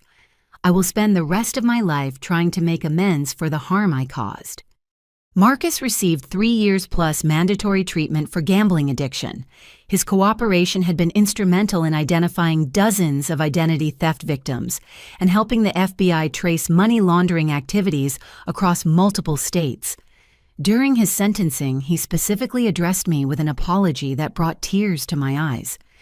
"Vivian, you spent years trying to help me build a legitimate life, and I repaid your generosity by stealing your identity and putting you in danger," he said. "I used your success to cover my failures, and I nearly destroyed everything you worked to achieve. I don't expect forgiveness, but I promise to spend whatever time I have left earning the right to call you my sister again." Patricia received 18 months in a minimum security facility with the possibility of early release after 12 months for continued cooperation with ongoing investigations. Her recordings had been crucial evidence in prosecuting not just our local criminal organization, but several related networks in other states. Mrs. Chen's documentation of criminal activities demonstrated both civic responsibility and personal courage, the judge said during her sentencing. While she bears responsibility for her participation in money laundering activities, her evidence prevented additional crimes and helped ensure justice for dozens of families who had been victimized by this network. Diana had successfully negotiated a victim compensation agreement that addressed most of the financial damage my family had suffered. The government's seizure of criminal assets generated enough funds to compensate victims and provide restitution for families whose lives had been destroyed by the organization's activities. "You'll receive approximately $80,000 in compensation," Diana told me after the sentencing. "That should cover your legal expenses, business losses during the investigation, and the money you lost to identity theft." "What about the emotional damage?" "That's something you'll have to heal over time," she said gently. "But you've survived something that destroys many families, and you did it by choosing to fight back rather than submit to criminal demands." Agent Rodriguez, who had become not just a law enforcement contact, but a friend during the investigation, joined us for coffee after the final sentencing. She brought news about the broader impact of our case on federal law enforcement efforts. "This investigation led to the arrest of 47 criminal associates across 12 states," she said. "The techniques we developed for tracing identity theft and money laundering activities are now being used by FBI field offices nationwide. So our nightmare helped other families avoid similar situations." "Absolutely. Your family's cooperation created a playbook for fighting back against organized crime that's already been used successfully in 6 other major cases." I had spent the past 6 months rebuilding my design business from scratch, working with new clients who didn't know about the federal investigation or my family's criminal history. The process had been slow and sometimes discouraging, but it had also been strangely liberating. "I'm earning about 60% of what I was making before," I told Agent Rodriguez. "But every dollar I earn now is completely clean and legitimate. There's no hidden criminal activity, no stolen opportunities, no forged partnerships. How does that feel? Like I'm building something real for the first time in years. I didn't realize how much my success was being poisoned by my family's criminal activities until I started over with complete honesty and transparency. Diana brought news about civil litigation against the criminal organization that could provide additional compensation for victims. We're filing a class action lawsuit seeking punitive damages for the emotional trauma and long-term financial harm caused by the identity theft and extortion schemes. How much additional compensation? Potentially substantial. Criminal organizations often have hidden assets that civil litigation can identify and seize more effectively than criminal prosecutions. My phone rang with a call from Jennifer, who had managed to avoid criminal charges entirely because she'd had no knowledge of or involvement in the family's criminal activities. She'd moved to Portland and was working for a nonprofit organization that helped identity theft victims rebuild their lives. "Vivian, I wanted to tell you about something amazing that happened today." She said, her voice bright with excitement I hadn't heard since before our family imploded. "What happened?" "A woman came to our office who had been victimized by the same criminal organization that targeted our family. She'd lost her savings, her credit was destroyed, and she was facing foreclosure because of identity theft." "How is that amazing?" "Because I was able to help her navigate the federal victim compensation process using everything I learned from our case. She's going to recover most of her losses and rebuild her life." Jennifer's work helping other identity theft victims had given her a sense of purpose that transformed her approach to life. "I'm earning about half what I made in marketing, but I'm helping families survive situations that would have destroyed them without assistance. So something positive came from everything we went through." "Multiple positive things," Jennifer said. "You're building a business based on complete integrity. I'm helping victims recover from crimes similar to what we experienced. Mom's cooperation is preventing other families from being targeted. Even Marcus is participating in prison programs that help other gambling addicts." Patricia was released after serving 11 months, having earned early release through her continued cooperation with federal investigators working on related cases. She moved to a small apartment near Jennifer in Portland and found work as a bookkeeper for a nonprofit organization. "I can never undo the harm that Harold and I caused to innocent families," she told me during one of our monthly phone calls. "But I can spend whatever years I have left helping victims of financial crimes rebuild their lives." "Are you happy?" "I'm at peace," she said. "For the first time in years, every dollar I earn is honest money, and every relationship I have is based on truth rather than deception." Harold's letters from federal prison showed a level of remorse and self-reflection that suggested genuine personal transformation. "I'm participating in a victim impact program where families who were burglarized based on my information can confront me about how my crimes affected their lives," he wrote. "How do those confrontations go?" "They're devastating and necessary," he replied. "I need to understand the human cost of my choices, and the victims deserve the opportunity to tell me how my betrayal of their trust affected their sense of security and peace of mind." Marcus had become involved in prison programs that helped other inmates address gambling addiction and financial crime. His letters suggested that facing the consequences of his actions had forced him to confront the psychological patterns that had led to his criminal behavior. "I'm working with a therapist who specializes in addiction and criminal thinking patterns," he wrote. "For the first time in my life, I'm taking complete responsibility for my choices rather than blaming circumstances or other people for my problems." "Do you think you can stay away from gambling when you're released?" "I think I can stay away from the lies and manipulation that made gambling possible," he replied. "The addiction was really about avoiding responsibility and consequences. Now that I'm facing both, the appeal of gambling has completely disappeared." Agent Rodriguez brought me updates about the ongoing impact of our case on federal law enforcement. The techniques we developed for investigating family-based identity theft have been adopted by FBI field offices in 37 states, she said. Are they finding similar criminal networks? Unfortunately, yes, but they're also developing intervention strategies that can prevent families from becoming victims or help them escape criminal situations before they become as serious as yours. Diana had news about the civil litigation that provided closure to a painful chapter of my life. The class action lawsuit resulted in a settlement that will provide additional compensation to all families victimized by this criminal organization. How much additional compensation? For your family, approximately $40,000.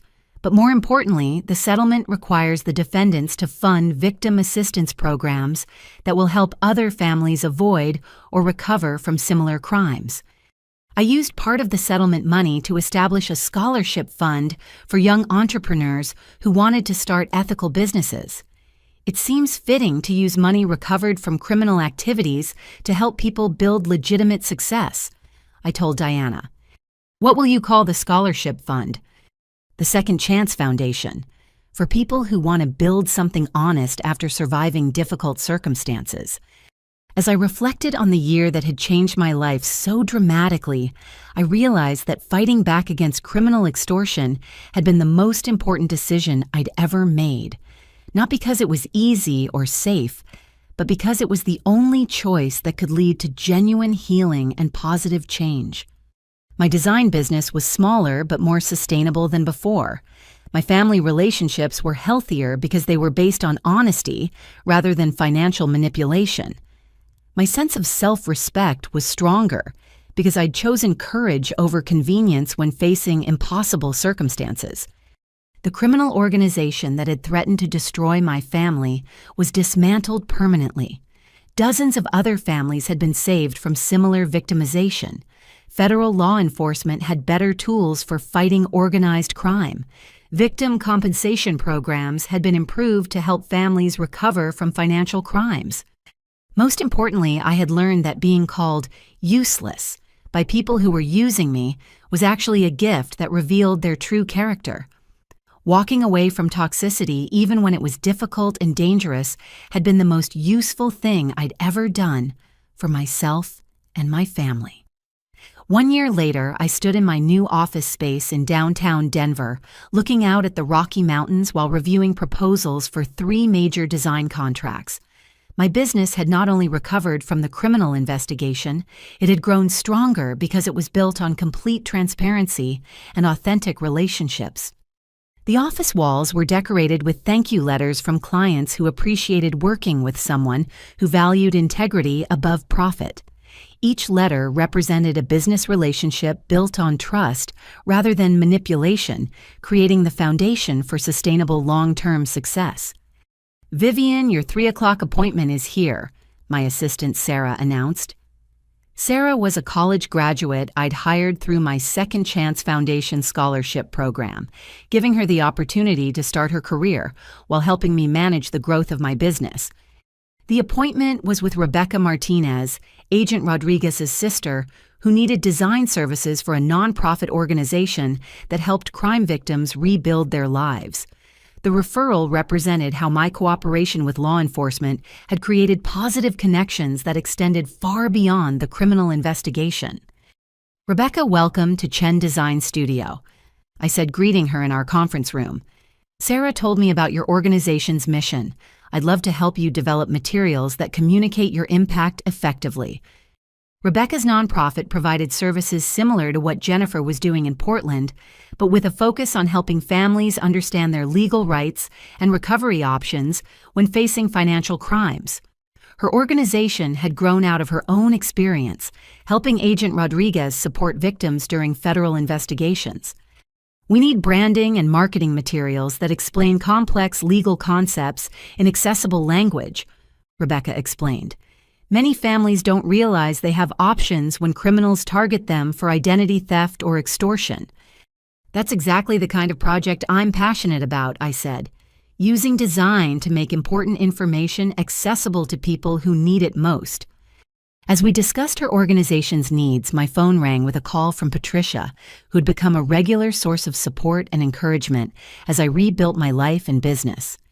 "Vivian, I have wonderful news," Patricia said. "The victim assistance program I've been working with just received a federal grant to expand services nationwide." "That's fantastic, Mom. How many additional families will you be able to help?" "Potentially thousands. We're developing educational materials about financial crimes and recovery resources that will be distributed through law enforcement agencies in all 50 states. Patricia's work had become a form of living amends for her role in the criminal activities that had victimized so many families. Her expertise in financial crime recovery, gained through our family's painful experience, was now helping other families avoid or survive similar situations. "There's something else," Patricia continued. "Marcus is being released next week, and he's asked if he can visit Denver to see your new office and apologize in person." The prospect of seeing Marcus again brought up complicated emotions. I'd forgiven him for his crimes against me, but rebuilding our relationship would require time and careful boundaries. "I'd like to see him," I said. "But I want to meet in a neutral location where we can talk honestly without pressure or expectations." "He understands that rebuilding trust will take time," Patricia said. "He's not expecting immediate forgiveness or a return to our previous relationship. He just wants the opportunity to acknowledge his mistakes and show you the changes he's made." Marcus had spent his incarceration participating in programs that addressed both his gambling addiction and the psychological patterns that had led to his criminal behavior. His letters suggested genuine personal transformation, but I knew that real change would need to be demonstrated through actions rather than words. Diana called with news about the final resolution of legal issues related to the criminal investigation. "All civil litigation has been concluded, and your name has been completely cleared from any association with criminal activities." "What does that mean practically?" "It means you can pursue government contracts, security clearances, professional licenses, or any other opportunities that require background investigations without concern about the criminal charges your family faced." The complete legal clearance was important for the growth of my business, but more importantly, it represented closure on a chapter of my life that had been defined by other people's choices rather than my own. Jennifer called from Portland with news about her work helping identity theft victims. "Vivian, I've been selected to testify before Congress about federal victim assistance programs. They want to hear about our family's experience and how cooperation with law enforcement can lead to positive outcomes." "Are you nervous about testifying?" "Excited, actually. This is an opportunity to help improve federal programs that assist families facing situations similar to what we experienced." Jennifer's testimony would focus on the importance of victim compensation, witness protection, and law enforcement training for handling family-based financial crimes. Her recommendations based on our family's experience could influence federal policy for years to come. Agent Rodriguez stopped by my office to provide an update on the ongoing impact of our case on federal law enforcement. "The Chen case is now used as a training example in FBI academies nationwide," she said. "What aspects of our case are most useful for training purposes?" "How family cooperation can dismantle criminal networks, the importance of victim support during investigations, and the techniques for tracing complex money laundering operations across multiple jurisdictions." She brought photographs from recent arrests of criminal organizations that had been identified and prosecuted using techniques developed during our investigation. "Your family's cooperation has contributed to the arrest of over 200 criminals involved in similar schemes across the United States. 200 criminals arrested based on evidence and techniques developed through our cooperation. The nightmare we'd endured had contributed to protecting hundreds of other families from similar victimization." "There's something else I wanted to tell you," Agent Rodriguez continued. "I've been promoted to head the FBI's new Family Financial Crimes Task Force, a position created specifically because of the success of our investigation. Congratulations! What will the task force focus on? Developing specialized responses to criminal organizations that target families through identity theft, extortion, and fraud. We're creating intervention protocols that can help families escape criminal situations before they become as serious as yours. Her promotion represented recognition that family-based financial crimes required specialized law enforcement responses. The task force would help other families avoid the trauma we'd experienced while ensuring that criminal organizations faced swift and comprehensive prosecution. As evening approached, I walked to a nearby restaurant where I was meeting Sarah Rodriguez for dinner. Agent Rodriguez had introduced us 6 months ago, and we developed a relationship that was slowly growing into something serious and meaningful. Sarah worked as a victims' rights attorney helping families navigate legal systems after experiencing violent crimes. Her understanding of trauma and recovery had been valuable as I processed my own experience with criminal victimization. "How was your day?" she asked as we settled into our table. "Productive and positive," I said. "I'm working with a nonprofit that helps crime victims, which feels like a perfect way to use my design skills for something meaningful. Are you happy with how your business has developed since the investigation?" I considered the question carefully. My current business was smaller than what I'd built before, but it was also more authentic and sustainable. "I'm happier now than I was when I thought I was more successful," I said. Before, my success was partially built on opportunities stolen from competitors and family money that came from criminal activities. Now every client relationship and every project is completely legitimate. Sarah understood the psychological complexity of rebuilding life after discovering that previous success had been partially based on criminal activity. It must have been difficult to realize that some of your achievements weren't entirely your own. Devastating initially, but also liberating once I started building something completely clean and honest. Now I know that every success is genuine.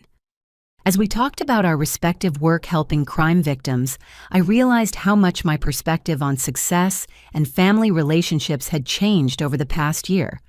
Previously, I'd measured success primarily in financial terms and family relationships primarily in terms of obligations and expectations.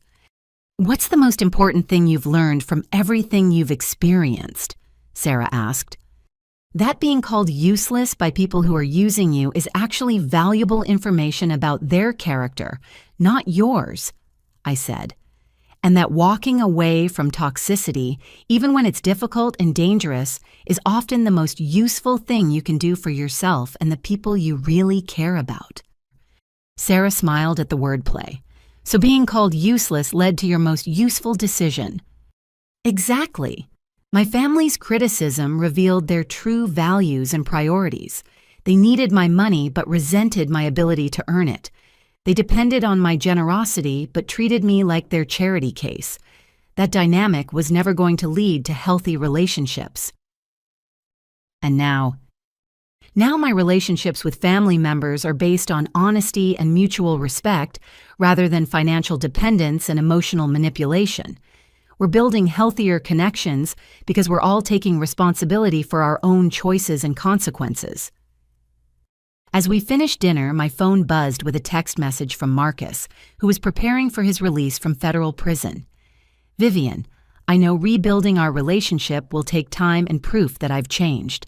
I'm ready to do the work required to earn back your trust." I showed the message to Sarah, who understood the complexity of family relationships after criminal behavior. "How do you feel about reconnecting with him?" "Cautiously optimistic," I said.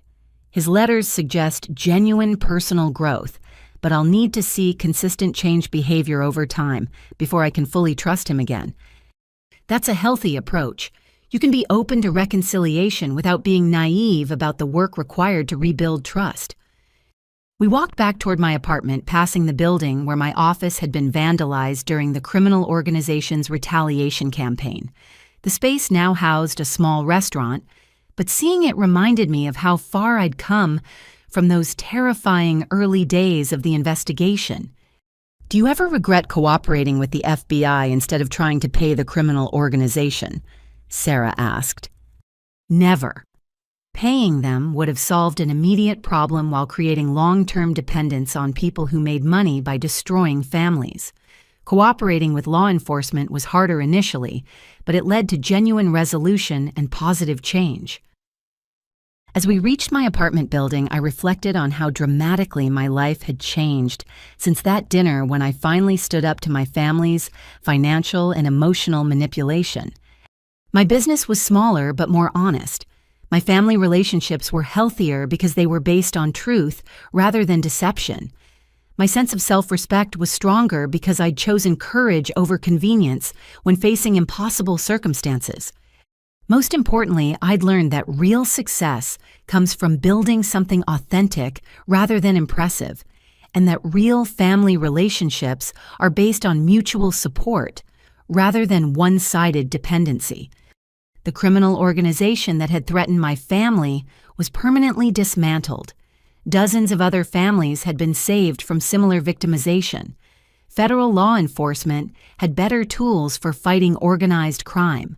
Victim compensation programs had been improved to help families recover from financial crimes. "There's something I want to ask you," Sarah said as we stood outside my building. "What is it? How do you feel about the future now? Are you optimistic about what comes next?" I looked up at the stars visible above Denver's skyline, thinking about everything I'd survived and everything I'd learned about resilience, integrity, and the importance of choosing courage over fear. "I'm optimistic because I know I can survive difficult circumstances and make good choices even under pressure," I said. "I'm optimistic because I've built something genuine that can't be destroyed by other people's lies or criminal behavior." And personally, are you optimistic about relationships and family? I'm optimistic because I've learned to recognize the difference between people who love me and people who use me. That knowledge makes it possible to build authentic relationships based on mutual respect rather than financial or emotional dependency. As I prepared to go inside, I thought about how to end this story in a way that would inspire other people facing similar situations to choose courage over submission to criminal demands. "Sarah, if you met someone whose family was being targeted by criminals for money they didn't owe, what would you tell them?" She considered the question carefully. "I'd tell them that submitting to criminal demands might solve immediate problems, but it creates long-term vulnerability to additional extortion and manipulation. I'd tell them that fighting back through legal channels is harder initially, but leads to genuine resolution and protection." "What else?" "I'd tell them that discovering family members are criminals is devastating, but it's also an opportunity to build healthier relationships based on honesty rather than deception. And I'd tell them that being called useless by people who are using you is valuable information that can guide you toward better choices." I realized that our conversation had provided the perfect ending for my story, one that emphasized the lessons I'd learned and the hope I felt for families facing similar situations. As I headed inside to call Jennifer and Patricia with updates about my business and my life, I felt grateful for the journey that had brought me to this point. The year that had begun with criminal threats and family betrayal had ended with authentic success, healthy relationships, and the knowledge that I was strong enough to survive anything. The dinner where my parents had called me useless felt like a lifetime ago, but I remembered it clearly because it had been the moment I stopped accepting their version of reality and started fighting for my own truth. That fight had been the most useful thing I'd ever done, not just for myself, but for everyone who had been helped by my family's cooperation with law enforcement and our commitment to building something honest from the wreckage of criminal deception.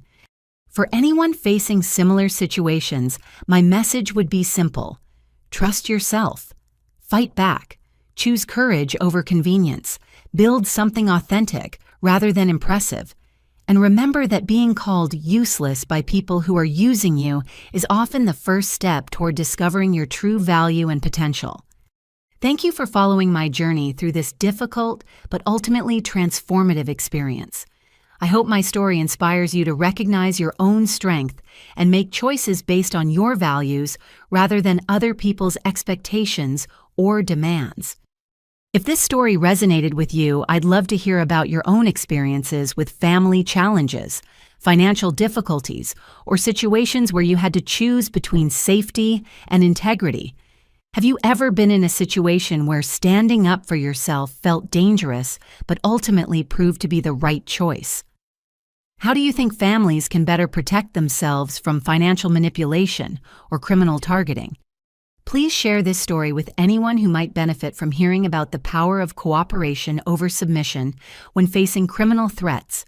Like this content if it provided value to you, and subscribe for more stories about people who found strength in impossible circumstances. Remember, you have more courage than you realize, more options than criminals want you to know about, and more value than anyone who calls you useless could ever understand. Until next time, choose courage, choose truth, and choose to fight for the life you deserve.